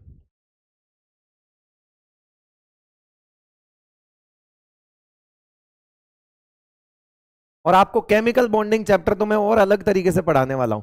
Chemical bonding chapter का एक सिंगल ऑब्जेक्टिव क्वेश्चन भी नहीं है आज, तो कुछ नहीं है। जो भी पढ़ाऊंगा सवाल के जरिए पढ़ाऊंगा, और सवाल खुद ही, क्योंकि मैक्सिमम चीजें ऑर्डर की होती है, तो केमिकल बॉन्डिंग में तो मैक्सिमम ऑर्डर, बॉन्ड एंगल के ऑर्डर, बॉन्ड स्ट्रेंथ के ऑर्डर, ओवरलैपिंग में क्या किससे क्या बनता है, जो कुछ भी है जल्दी कवर हो सकता है, जल्दी से जल्दी कवर भी हो जाए, ज्यादा से ज्यादा थियरी और ज्यादा से ज्यादा क्वेश्चन कवर हो जाए। इसके लिए केमिकल बॉन्डिंग के ऑब्जेक्टिव क्वेश्चंस मैं लेकर ही नहीं आया हूं, क्योंकि मुझे पता है कि आप लोगों ने सबसे ज्यादा अब तक अगर किसी के सवाल किए होंगे तो वो केमिकल बॉन्डिंग के ही होंगे। मैं आपके लिए नया ला ही नहीं पाऊंगा, मैंने खुद इतने क्वेश्चन करवा लिए। तो मुझे सिर्फ और सिर्फ उस सब्जेक्ट को क्वेश्चंस के जरिए, कौन से क्वेश्चंस, सब्जेक्टिव क्वेश्चंस मैं खुद लिखूंगा, है ना, तो उसमें सबसे ज्यादा समय लगने वाला है, केमिकल बॉन्डिंग के अंदर सबसे ज्यादा समय लगने वाला है। चलिए आइए बेटा आगे। इलेक्ट्रॉन गेन एंथैल्पी अभी पढ़ी नहीं है, तो इसको अभी इस सवाल को एक बार ऊपर ये वाला करते हैं। देखो, आयोनाइजेशन एनर्जी से कभी भी ऐसा सवाल आए, जब भी आयोनाइजेशन एनर्जी की कुछ वैल्यूज दी हुई हो किसी भी एलिमेंट की, तो हमको ये तो पता होता है कि पहली से ज्यादा दूसरी, दूसरी से ज्यादा तीसरी, चौथी, पांचवी, ये हमको पता है, यही होता है। क्योंकि अभी हमने पढ़ा कि एक एलिमेंट के लिए आयोनाइजेशन एनर्जी की सक्सेसिव वैल्यू जो है वो हमेशा बढ़ती है, तो ये तो हमको पता है। लेकिन बात यह है कि इसमें आपको एक चीज ढूंढनी है, और वो चीज है क्या? Largest jump. क्या ढूंढना है आपको? Largest jump. एक, दो, तीन, आप देखिए सबसे ज्यादा गैप कहां है। मुझे सबसे ज्यादा गैप यहां दिख रहा है। जहां सबसे ज्यादा गैप होगा वहां मैं एक सांप बना दूंगा। क्या बना दूंगा बेटा? एक सांप बना दूंगा। बना दिया। सांप के इधर जितनी आयोनाइजेशन एनर्जी होगी, एक आयोनाइजेशन एनर्जी, दो, तीन, चार, जितनी आयोनाइजेशन एनर्जी होगी उतने वैलेंस इलेक्ट्रॉन होंगे, है ना। तो यानी कि यहां पर जो नंबर ऑफ वैलेंस इलेक्ट्रॉन है, नंबर ऑफ वैलेंस इलेक्ट्रॉन, वो कितने हो जाएंगे? चार। और चार वैलेंस इलेक्ट्रॉन किसमें होते हैं बेटा? मैं बता देता हूं, NS2 NP2 वाले ग्रुप में होते हैं, और ये होता है कार्बन फैमिली। कौन सी होती है? Carbon family. तो आपसे ऐसा पूछा जाएगा, तो कार्बन फैमिली का कौन सा आंसर दिख रहा है आपको? सिलिकॉन। अब यहां कार्बन हो नहीं सकता ऑप्शन में, वरना दिक्कत हो जाएगी। कार्बन नहीं हो सकता इसमें ऑप्शन में, तो दो सेम नहीं हो सकते। कईयों के डाउट आता है सर ऑप्शन में कार्बन होता तो क्या करते, तो मैं बोलता है कि फिर बोनस लेते हम सवाल में, कोई टेंशन वाली बात नहीं बेटा, है ना, एक ही होएगा वो। ओके,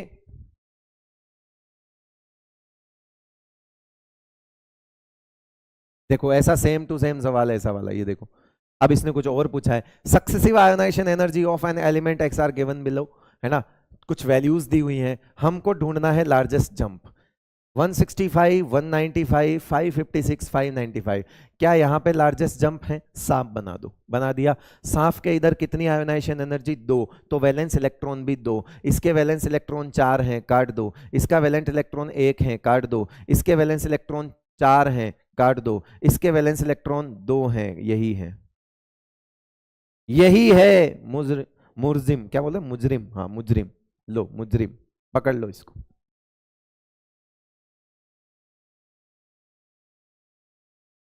ठीक है भाई, क्लियर है? अच्छा, और देख लेते हैं ऐसा सवाल। आइए, आइसो इलेक्ट्रॉनिक सीरीज, है ना।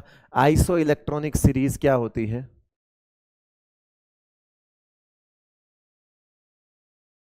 आइसो इलेक्ट्रॉनिक सीरीज क्या होती है? सेम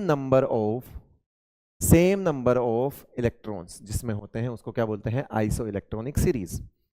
ठीक है भाई। तो जैसे यहां पर क्या क्या दिया हुआ है? N3 माइनस, और क्या दिया हुआ है?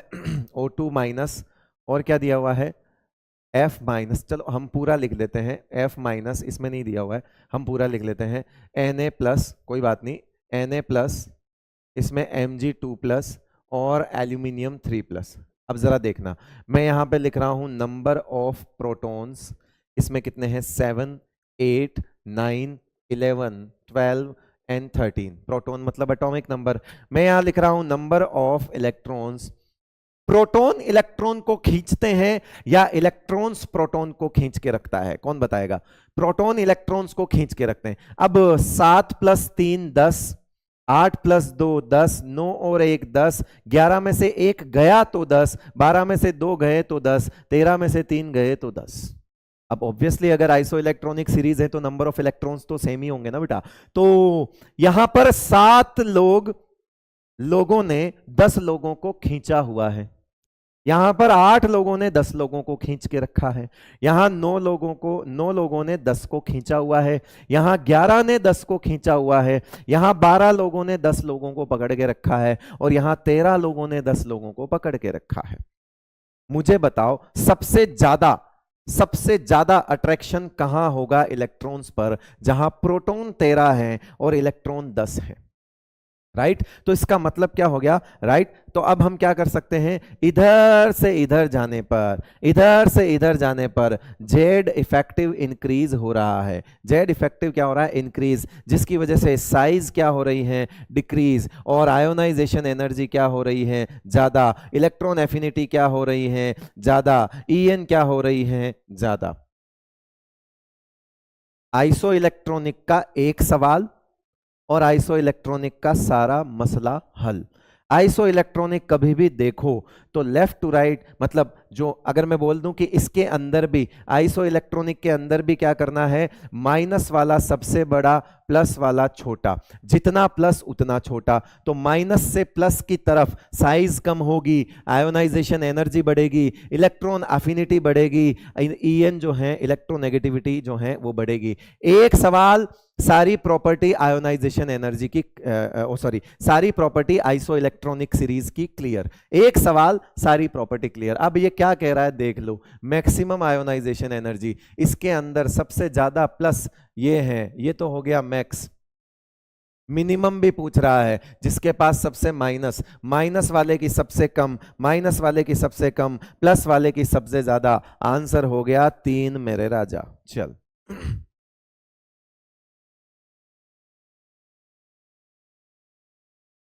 ठीक है भाई।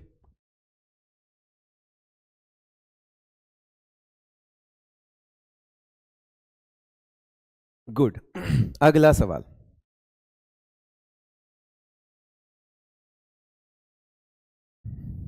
देख लेते हैं, और कुछ और ऐसा अपना बच रहा हो। आयोनाइजेशन एनर्जी टाइप का क्वेश्चन नहीं है, ठीक है। तो अब इलेक्ट्रॉन एफिनिटी का क्वेश्चन कर लेते हैं, समझ जाओगे। तो सबसे पहले इलेक्ट्रॉन एफिनिटी का सवाल कर लेते हैं। इलेक्ट्रॉन एफिनिटी का पहला सवाल ये रहा, which of the following has electron affinity less than. पहली चीज, इलेक्ट्रॉन एफिनिटी का मतलब समझिए। इलेक्ट्रॉन एफिनिटी का मतलब होता है addition of electron, addition of electron, है ना? If addition is exothermic, then delta HEZ will be negative, and if addition is endothermic, then delta HEZ is positive। Sir ये डेल्टा एच इजी क्या है वो भी देख लेते हैं बेटा। डेल्टा एच इजी कहलाता है बेटा इलेक्ट्रॉन गेन एंथैल्पी। क्या कहलाता है? इलेक्ट्रॉन गेन एंथैल्पी, जो कि basically measurement of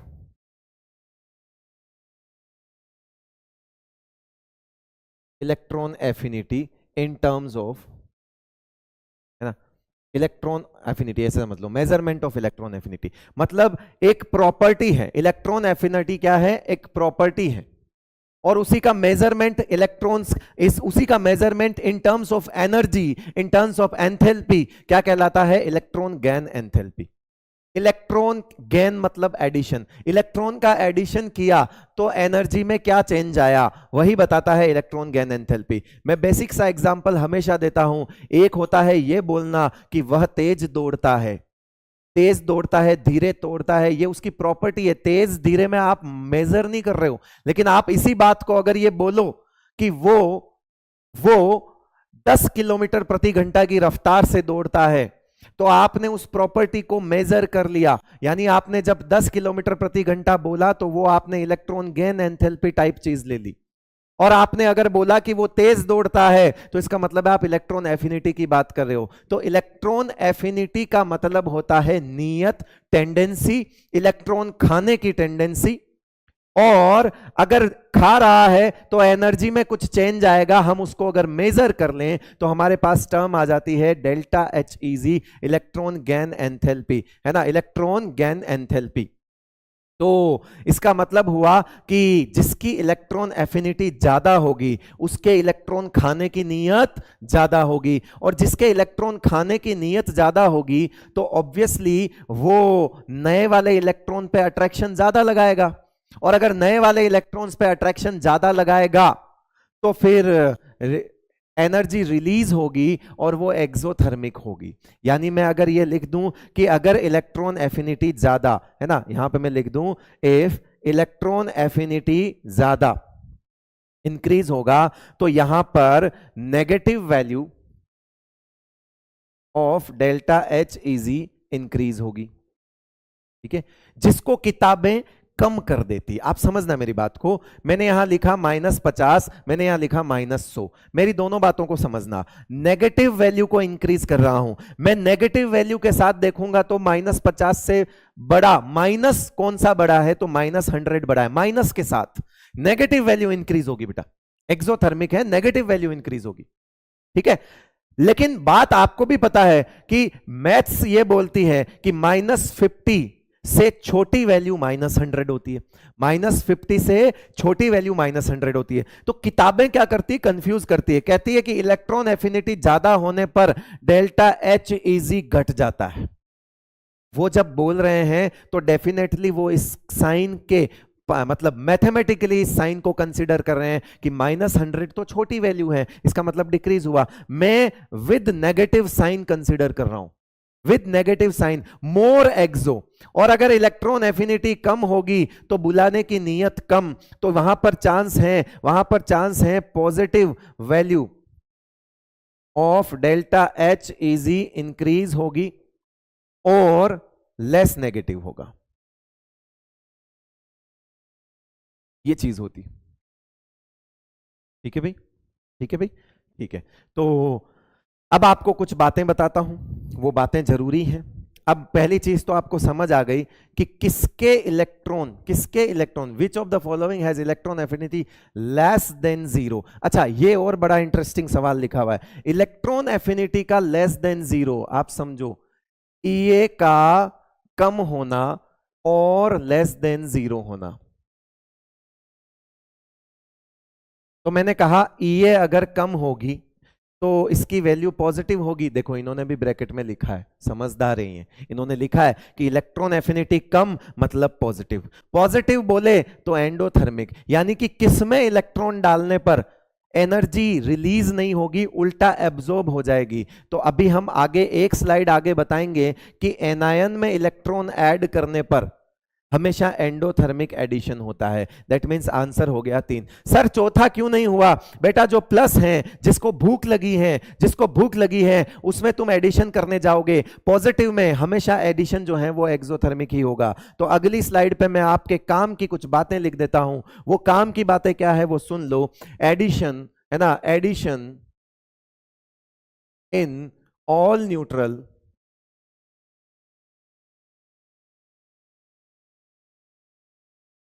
is and exo except,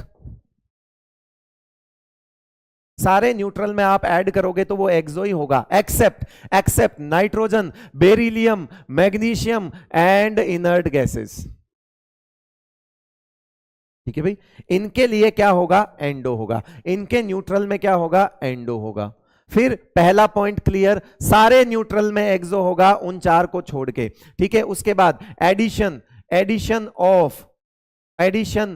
in cation, addition in cation always एक्सो। भूखे को कह रहे हो कि इलेक्ट्रॉन खाएगा क्या, हाथ में से छीन के खाएगा बेटा। Addition in anion always endo, always endo. जहां जहां एंडो लिख रहा हूं इसका मतलब है डेल्टा एच इजी क्या हो जाएगा मेरे लाल, पॉजिटिव। इसका मतलब क्या हो जाएगा, डेल्टा एच इजी नेगेटिव। ये एंडो, अब ये एक्सो, डेल्टा एच इजी नेगेटिव। ठीक है भाई, तो याद रखना इस ए स्टेटमेंट को मैं ऐसे भी लिख सकता हूं, formation of poly negative anion is always endo.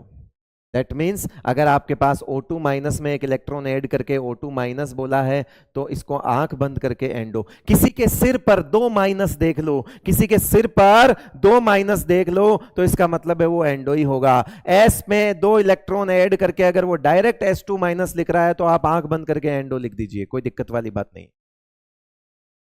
ठीक है भाई,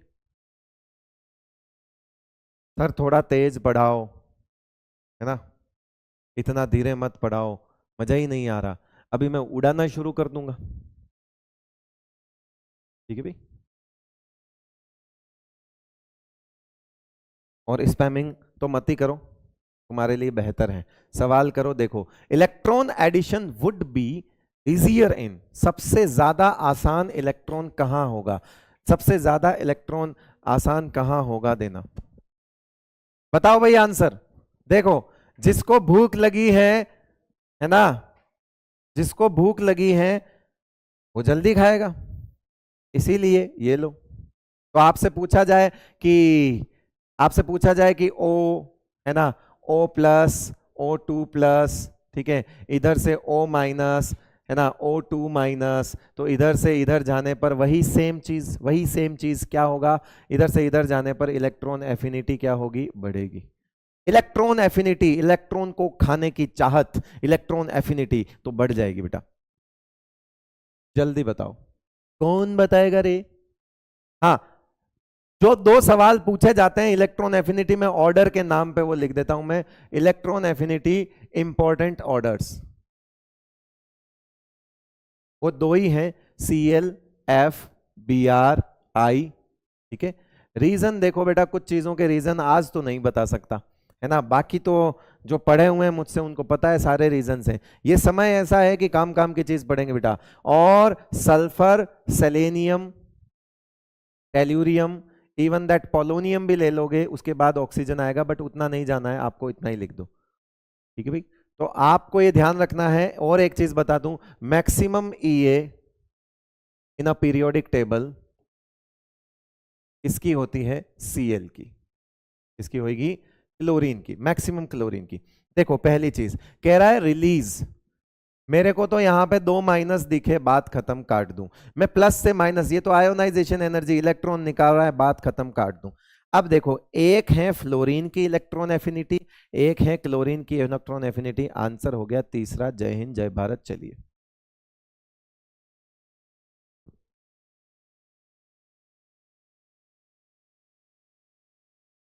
ठीक है भाई, ये 2 ऑर्डर जरूर ध्यान रख लेना, अगर कभी सवाल आया तो कंप्लीट ऑर्डर इनका पूछा जाएगा, है ना, very important.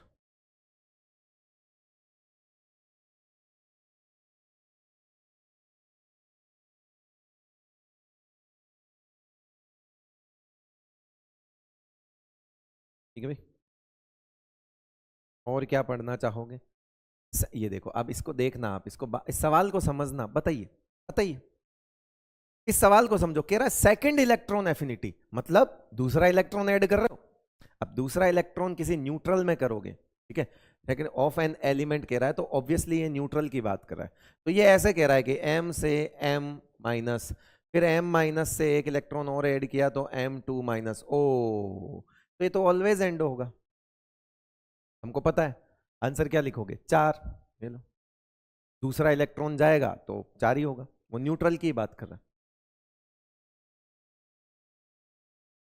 Break after bonding, नहीं नहीं, ब्रेक तो मैं दूंगा बट आफ्टर पीरियोडिक टेबल दूंगा।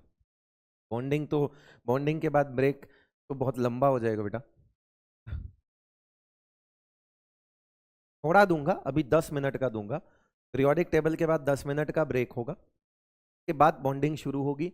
बॉन्डिंग के बीच में कहीं हम लोग डिनर का ब्रेक रखेंगे। बॉन्डिंग लंबा चल सकता है, मैं आपको फिर कह रहा हूं, बॉन्डिंग लंबा चल सकता है। यस, बताइए, सवाल करके बताइए, जल्दी जल्दी जल्दी। रिलीज्ड प्रोसेस पूछ रहा है कि released energy minimum and maximum किस में होगी, जल्दी बताइए। रिलीज एनर्जी मिनिमम रिलीज कह रहा है, अरे नाइट्रोजन में तो रिलीज ही नहीं होती है, एब्जॉर्ब होती है। बताया था, नाइट्रोजन, बेरिलियम, मैग्नीशियम और इनर्ट गैसेस, है ना। तो इसका मतलब है जो मिनिमम रिलीज है, मिनिमम रिलीज में हम इसको एब्जॉर्ब्ड को मान लेंगे। तो पहले क्या पूछ रहा है, मिनिमम पूछ रहा है, तो सी पहले आना चाहिए, काट दो काट दो, दो तो कट गए। और पूरी पीरियोडिक टेबल में क्लोरीन की मैक्सिमम होती है यार, ठीक है। तो पहले सी फिर बी, तो सी और ए तो काट दो, फिर सी और बी बचा, आंसर हो गया 4। आंसर क्या हो गया बेटा, 4। करेक्ट है, ठीक है भाई, समझ तो रहे हो। कोई नई चीज आएगी, नया कॉन्सेप्ट आएगा, मैं बताऊंगा, जरूर बताऊंगा।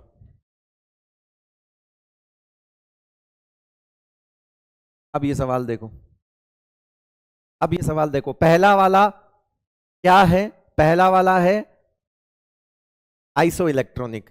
तो आइसो इलेक्ट्रॉनिक में माइनस बड़ा होता है, प्लस छोटा होता है, तो पहले वाला तो एकदम करेक्ट है। ये गलत पूछ रहा है बेटा, ये गलत पूछ रहा है ना। अब भी बता दी, electron gain enthalpy ClF Br I, ये भी सही है। टॉप टू बॉटम साइज बढ़ती है, लिथियम, सोडियम, पोटेशियम, रुबिडियम सही है, सही है, सही है। तो एक ही बचा, और ये गलत है क्यों, क्योंकि इसमें नाइट्रोजन से ऑक्सीजन को गलत कर रखा है बेटा। नाइट्रोजन ऑक्सीजन में हाफ फील्ड लगने की वजह से नाइट्रोजन ज्यादा होता है, ठीक है भाई। आंसर हो गया सेकंड, आंसर कौन सा हो गया, सेकंड। आइए आगे बढ़ते हैं। अब कुछ इलेक्ट्रॉन एफिनिटी की, सॉरी, इलेक्ट्रोनेगेटिविटी की बात कर लेते हैं, ठीक है। आइए, इस सवाल में हमको कुछ मिल जाएगा। तो which of the following is affected by stable configuration of an atom, ठीक है। याद रखना, जो En होता है, En का मतलब होता है attraction, tendency to attract shared pair of electron,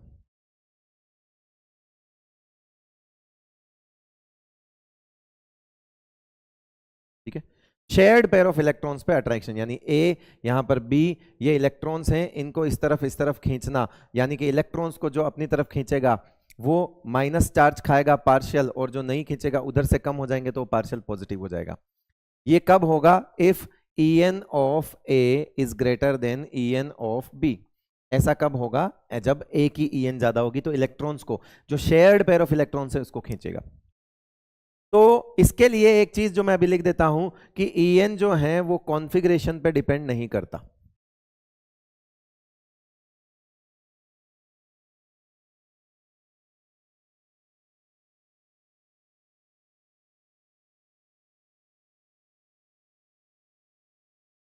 ठीक है, और हमने आयोनाइजेशन पोटेंशियल देखा, इलेक्ट्रॉन एफिनिटी पे भी हाफ फील्ड फुल फील्ड का फर्क पड़ता है। तो बी और सी हैं जो कि स्टेबल कॉन्फ़िगरेशन से अफेक्टेड होते हैं, तो इलेक्ट्रॉन एफिनिटी और आयोनाइजेशन पोटेंशियल दोनों हो जाएंगे, ठीक है भाई।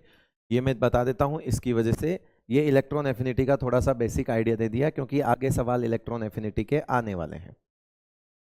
Electron affinity generally left to right बढ़ती है, En increases left to right and decreases top to bottom, generally. General trend है बेटा ये, ठीक है भाई, ये जनरल ट्रेंड है आपका, ठीक है। इन सवालों के बाद कुछ इंपॉर्टेंट ऑर्डर्स जरूर लिखूंगा मैं, जो कि साइज के भी होंगे, आयोनाइजेशन एनर्जी के भी होंगे, और 95% चांस है कि उनमें से सवाल आएगा, है ना। 95% चांस है कि उसमें से सवाल आएगा। भगा रहा हूं, कुछ नहीं भगा रहा भाई, सारे सवाल करवा रहा हूं, सारे सवाल करवा रहा हूं।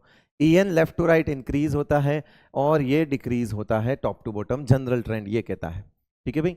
अब यहां पे लफड़ा क्या है कि यहां पे दो तो हैं सेकंड पीरियड के, अब सेकंड पीरियड में ये तय बात है कि नाइट्रोजन बाद में आता है, तो कार्बन तो ज्यादा नहीं हो सकता, नाइट्रोजन से काट दो, फिर बराबर भी नहीं हो सकते हैं, ऐसा भी काट दो, फिर नाइट्रोजन से कम कार्बन है, ठीक है मान लिया, फास्फोरस सिलिकॉन ये भी ठीक है। अब देखो सिलिकॉन और फास्फोरस में ज्यादा कौन होगा, सिलिकॉन कार्बन, ये ऐसे कुछ है देखो, कार्बन नाइट्रोजन और ये है आपका सिलिकॉन फास्फोरस, तो ये इससे ज्यादा है, ये इससे ज्यादा है मान लिया, तो सिलिकॉन भी फास्फोरस, फास्फोरस भी सिलिकॉन से ज्यादा ही होगा, ठीक है, तो फास्फोरस भी सिलिकॉन से ज्यादा ही होगा, काट दो, मेरा तो काम हो गया ना बेटा, ये लो आंसर हो गया 4।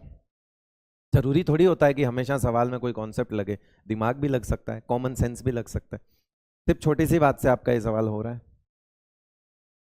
आइए,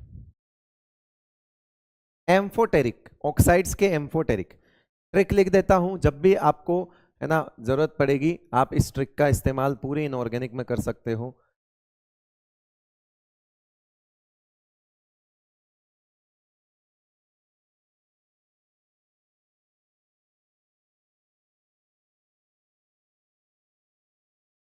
जनाबे आली सबसे अच्छा पंजाबी सॉन्ग गाया करो, जनाबे आली सबसे अच्छा पंजाबी, इन दोनों को मिला के पंजाबी सॉन्ग गाया करो। क्रोमियम +3 में सिर्फ है ना, क्रोमियम +3 में, अगर क्रोमियम +2 है तो वो बेसिक होगा, और अगर क्रोमियम +6 में है तो वो एसिडिक होगा, और अगर क्रोमियम +3 में है तो वो एम्फो होगा, एम्फोटेरिक, ठीक बेटा। तो इसमें से हमको ट्रिक से ये पता लग गया कि जो SnO2 है वो आपका एम्फोटेरिक होगा।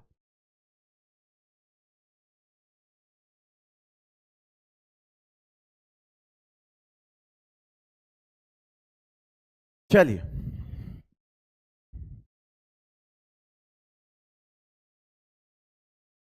एलिमेंट्स हैविंग मैक्सिमम EN, बेटा ध्यान रखना EN का मतलब होता है इलेक्ट्रॉन को खींचना। तो एक बेसिक चीज बताता हूं कि जो नॉन मेटल्स होते हैं उनकी EN ज्यादा होती है मेटल्स की तुलना में। अगर हम EN की बात करें तो नॉन मेटल्स की EN ज्यादा होती है। अब ये तो आपको पता ही है कि फिर ये तो पीछे चले गए, अब कार्बन ऑक्सीजन में ऑक्सीजन यहां आता है, तो कार्बन ऑक्सीजन में ऑक्सीजन की ज्यादा होगी, तो इधर से ये कर लो, ये लो, इस तरह से हो जाएगा, ठीक है भाई। अच्छा, इस सवाल के बाद हम लोग जो कुछ भी आप समझो जो क्वेश्चंस में नहीं आए हैं, आप कहीं घबराइए मत, जो भी क्वेश्चंस में नहीं आए हैं लेकिन इंपॉर्टेंट है वो ऑर्डर्स में लिखवा के जाऊंगा, ठीक है, आप चिंता मत करो, आपको टेंशन लेने की जरूरत नहीं है। Polarity of a bond can be explained bye, देखो पोलैरिटी कैसे, ए फिर यहाँ पे बी, अगर इसकी EN ज्यादा है और इसकी कम है तो ये इलेक्ट्रॉन्स को अपनी तरफ इस तरह से खींचेगा इलेक्ट्रॉन्स को, तो मैं अगर बोलूं कि डेल्टा EN का मतलब क्या है, difference between EN, difference between EN, अगर ये डिफरेंस बढ़ता है तो मैग्नीट्यूड ऑफ चार्ज क्या होगा, बढ़ेगा, ये प्लस माइनस का मैग्नीट्यूड भी क्या आएगा, ज्यादा आएगा, मैग्नीट्यूड ज्यादा आने की वजह से percentage ionic character, percentage ionic character in a bond, percentage ionic character increase होगा, और उसके बाद बॉन्ड की पोलैरिटी भी क्या होगी, बढ़ेगी।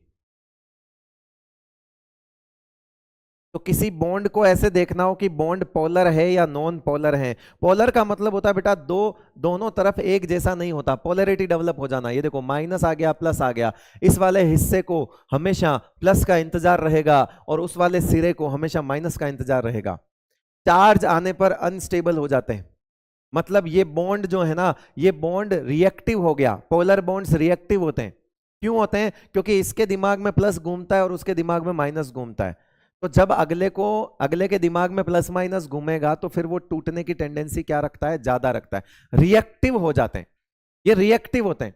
अब ये किसी पोलर मीडियम में जाकर जल्दी ब्रेक हो जाएगा, ठीक है बेटा।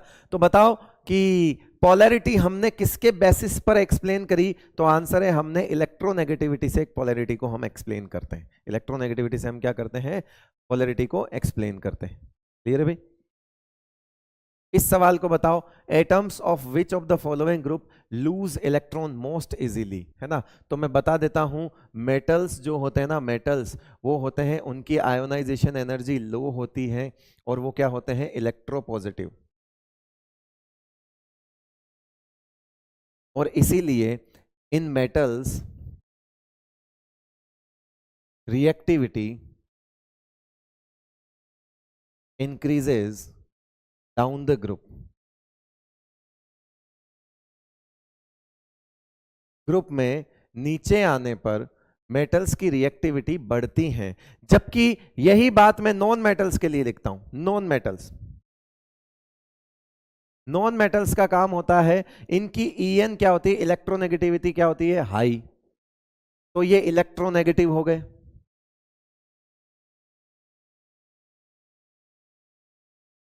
ठीक है। और इनकी reactivity top to bottom reactivity जो है वो डिक्रीज होती है डाउन द ग्रुप। अब आपको यहां से एक बात, नया चीज पता चला, मेटल्स की रिएक्टिविटी इस बात से देखी जाएगी कि कोई भी मेटल तब अच्छा मेटल माना जाएगा जब तुरंत इलेक्ट्रॉन दे दे, और जो तुरंत इलेक्ट्रॉन देगा उसकी आयोनाइजेशन एनर्जी क्या होगी बेटा, कम होगी। तो जैसे आप लिथियम से आ रहे हो सीजियम, देखो इसका आंसर तो छोड़ो, ये तो मजाक वाला सवाल है, हो गया वो तो कोई बात नहीं। मैं आपसे पूछ रहा हूं कि लिथियम, मैं आपसे पूछ रहा हूं कि लिथियम, सोडियम, पोटेशियम, रुबिडियम और सीजियम, तो इधर से इधर आने पर साइज क्या हो रही है, बढ़ रही है, आयोनाइजेशन एनर्जी क्या हो रही है, घट रही है, तो रिएक्टिविटी क्या होगी, बढ़ेगी। लेकिन अगर मैं यहां पे लिख दूं FCl Br I, तो इधर से इधर आने पर En क्या हो रही है, घट रही है। En घटने पर जो रिएक्टिविटी है वो भी कम हो रही है। तो उल्टा चलता है इनका। खास तौर से एल्कली मेटल्स का और हेलोजन का कंपैरिजन अक्सर सवालों में देखा गया है,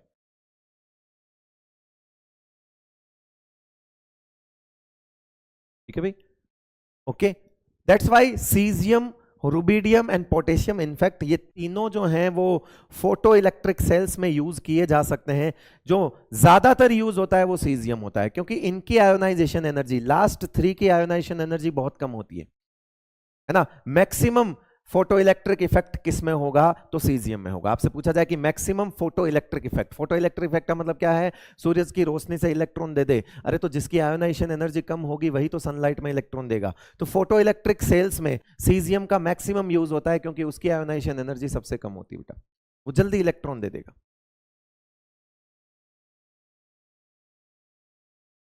ठीक है भाई, चलिए अब हम कुछ इंपॉर्टेंट ऑर्डर्स लिख देते हैं, क्योंकि सवाल तो हो ही गया, मतलब क्वेश्चंस तो हो गए हैं। एक काम करता हूँ, पहले मैं कस्टमाइज, इसमें थोड़ा अलग आ रहा है तो मैं उसको ठीक कर लेता हूँ, ये वाला कर लेता हूँ।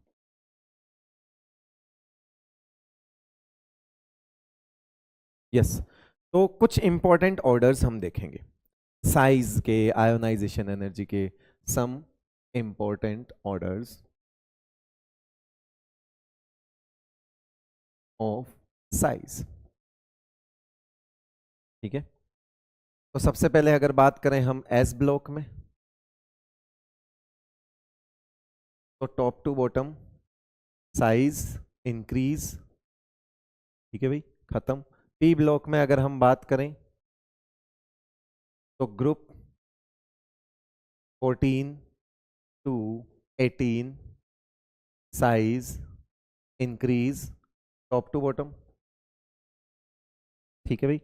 उसके बाद ग्रुप 13 आएगा अपने पास, ग्रुप 13, ठीक है, बोरोन, एल्यूमिनियम, गैलियम, इंडियम और थेलियम, राइट। तो बोरोन से एल्यूमिनियम आए तो साइज बढ़ी, लेकिन एल्यूमिनियम से गैलियम आए तो साइज घटी।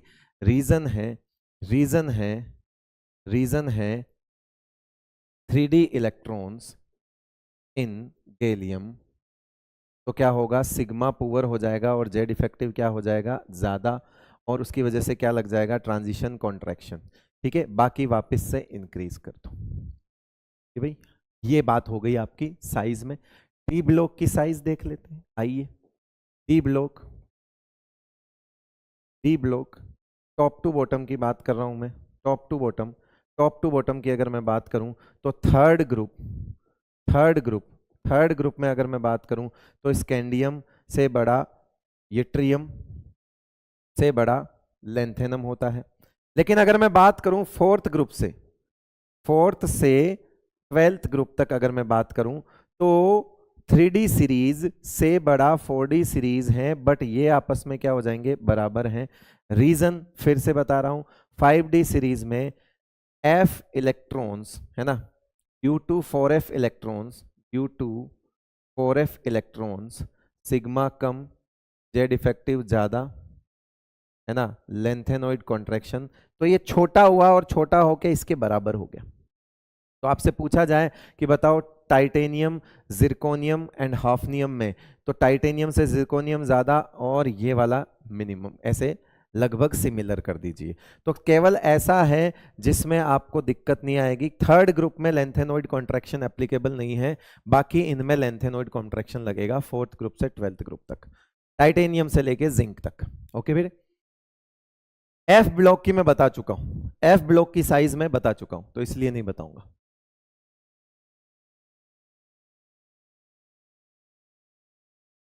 एफ ब्लॉक की साइज मैं बता चुका हूं। अब बात करते हैं किसकी, आयोनाइजेशन एनर्जी की। साइज के ऑर्डर हो गए, आयोनाइजेशन एनर्जी की।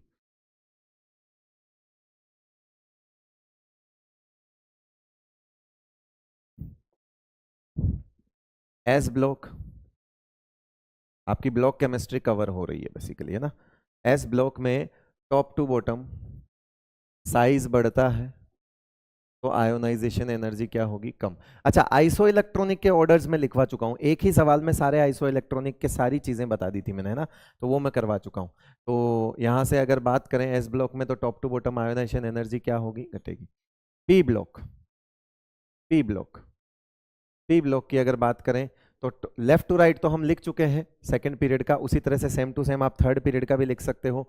टॉप टू बॉटम की बात करें तो from group 15 to 18 ionisation energy decrease, no exception, ठीक है, होनी चाहिए डिक्रीज, है ना। फॉर ग्रुप 13 है ना, ग्रुप ग्रुप 13, और यहां पे लिख रहा हूं ग्रुप 14, दो जगह पे हमको थोड़ी सी दिक्कत आएगी। ये लो, देखो बेटा, यहां पर हमने देखा कि बोरोन से एल्यूमिनियम कम होनी चाहिए, लेकिन एल्यूमिनियम से गैलियम बढ़ गई, फिर वापस कम हुई, फिर वापस बढ़ गई।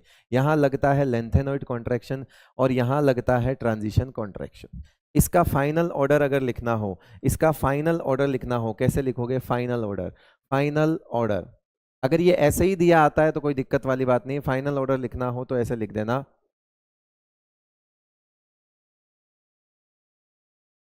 ठीक है, ये हो जाएगा फाइनल ऑर्डर। याद करने का तरीका है, बात है ना, एक सेकंड, ये गलत लिख दिया मैंने, इसको सही कर देता हूं। ये बी है ना, और ये आपका हो जाएगा थेलियम, और उसके बाद आ जाएगा आपका गैलियम, और उसके बाद एल्यूमिनियम, और उसके बाद इंडियम, है ना। तो ये ऐसे लिख दो, बीत गई, डिक्रीजिंग, बीत गई, ठीक है भाई। ओके भाई, फाइनल ऑर्डर बीत गई हो जाएगा। उसके बाद यहां पर आएगा आपका ग्रुप 14, ग्रुप 14 का आयोनाइजेशन एनर्जी का ऑर्डर और मेल्टिंग पॉइंट का ऑर्डर सेम चलता है, मतलब कोई रिलेशन नहीं है इन दोनों का, बट वो सेम होते हैं। कार्बन, सिलिकॉन, जर्मेनियम, ठीक है, और यहाँ टिन, और यहाँ से ये लेड जो है वो ज़्यादा हो जाता है। तो इसका फाइनल ऑर्डर लिखोगे तो फाइनल ऑर्डर में आप इसको इधर कर देना और इसको इधर कर देना, इन फाइनल ऑर्डर, ठीक है भाई। रीजन क्या है, लेंथेनोइड कॉन्ट्रैक्शन, इसमें रीजन क्या है, लेंथेनोइड कॉन्ट्रैक्शन। बता चुका हूं लेंथेनोइड कॉन्ट्रैक्शन क्या होता है, कौन सा चैप्टर चल रहा है,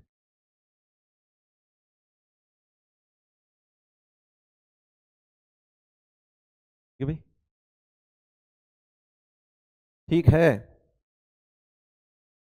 डी ब्लॉक की आयोनाइजेशन एनर्जी डी ब्लॉक में देख लेंगे, अभी रहने दो, इतनी इंपॉर्टेंट नहीं है, ना ही एफ ब्लॉक की आयोनाइजेशन एनर्जी इतनी इंपॉर्टेंट है। तो जो चीज़ें इंपॉर्टेंट नहीं है वो अब नहीं करेंगे, करने को करवा दी होगी, मैन बैच में करवा ही दिया होगा सब कुछ। एक और अपने पास बच रहा है कि हम लोग इलेक्ट्रॉन एफिनिटी में कोई ऑर्डर इस तरह से इंपॉर्टेंट नहीं है, जो 2 ऑर्डर इंपॉर्टेंट थे वो मैंने लिखवा दिए। हाँ, एसिडिक बेसिक नेचर है ना, वो देख लेते हैं।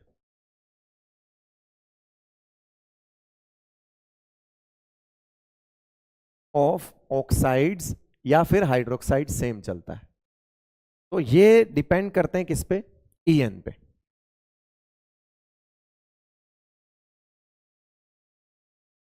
डिपेंड ऑन ईएन, और ईएन बढ़ने पर एसिडिक नेचर बढ़ेगा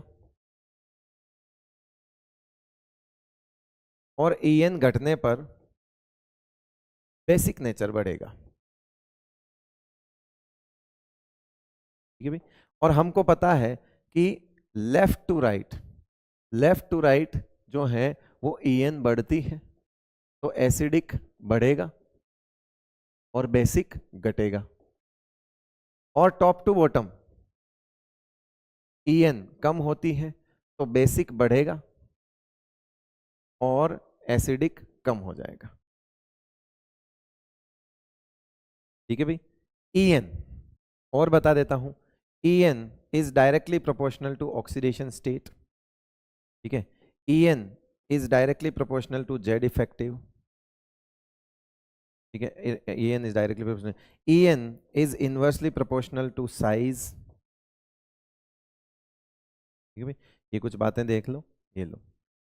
ठीक है भाई, अब देखो कुछ सवाल कर लेते हैं हम ना। आपसे पूछे कि HOCl, HClO2, HClO3, आपसे पूछे MnO, MnO2 है ना, Mn2O7, आपसे पूछे CrO, CrO, Cr2O3, CrO3, आपसे पूछ ले ना H2SO4, SO3 एंड H2SO4, आपसे पूछे LiOH, NaOH, KOH, आपसे पूछे Li2O, BeO, B2O3 है ना, CO2, N2O5।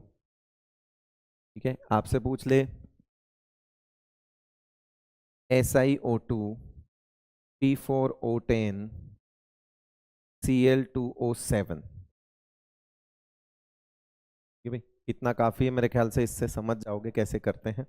ठीक है भाई, ये आपका +1 है, ये +3 है, ये +5 है, और इससे आगे और होता है वो भी लिख ही लो, HClO4, ये आपका +7 है। ऑक्सीडेशन स्टेट बढ़ेगी, ईएन बढ़ेगा, तो एसिडिक, इसमें क्या बताना है, एसिडिक नेचर, इसमें क्या बताना है, एसिडिक, इसमें बताना है बेसिक, इसमें बताना है एसिडिक। ठीक है, इसमें बताना है एसिडिक, बेसिक, एसिडिक, और इसमें भी एसिडिक, बता सकते हो। लो बताओ फिर, देखो +1 +3, ऑक्सीडेशन स्टेट बढ़ेगी तो ईएन बढ़ेगी, तो एसिडिक नेचर बढ़ेगा। फिर यहाँ पे +2, यहाँ +4, यहाँ पे +7, बेसिक पूछा है, ओके सॉरी, बेसिक पूछा है तो फिर डिक्रीज हो जाएगा, बेसिक तो कम वाले का ज्यादा होगा। वहां फिर एसिडिक पूछा है, ये +2, ये +3, ये +6, तो ये इंक्रीज कर दो। यहाँ पे +4 होता है, यहाँ +6 होता है, ये ज्यादा कर दो। LiOH, NaOH, KOH, top to bottom basic nature बढ़ता है। Lithium, beryllium, boron, carbon, nitrogen, left to right acidic nature बढ़ता है। Silicon, phosphorus, chlorine, left to right acidic nature बढ़ेगा।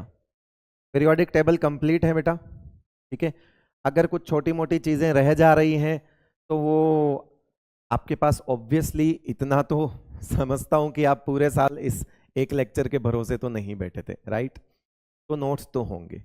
प्रैक्टिकल बात करता हूं, मुझे फालतू बात करना आता नहीं है, तो मैं इतना जानता हूं कि मुझसे पढ़े हो, चाहे किसी से भी पढ़े हो, किसी भी कोचिंग से पढ़े हो, आपके पास एटलीस्ट पीरियोडिक टेबल के नोट्स होंगे, होंगे ना बेटा।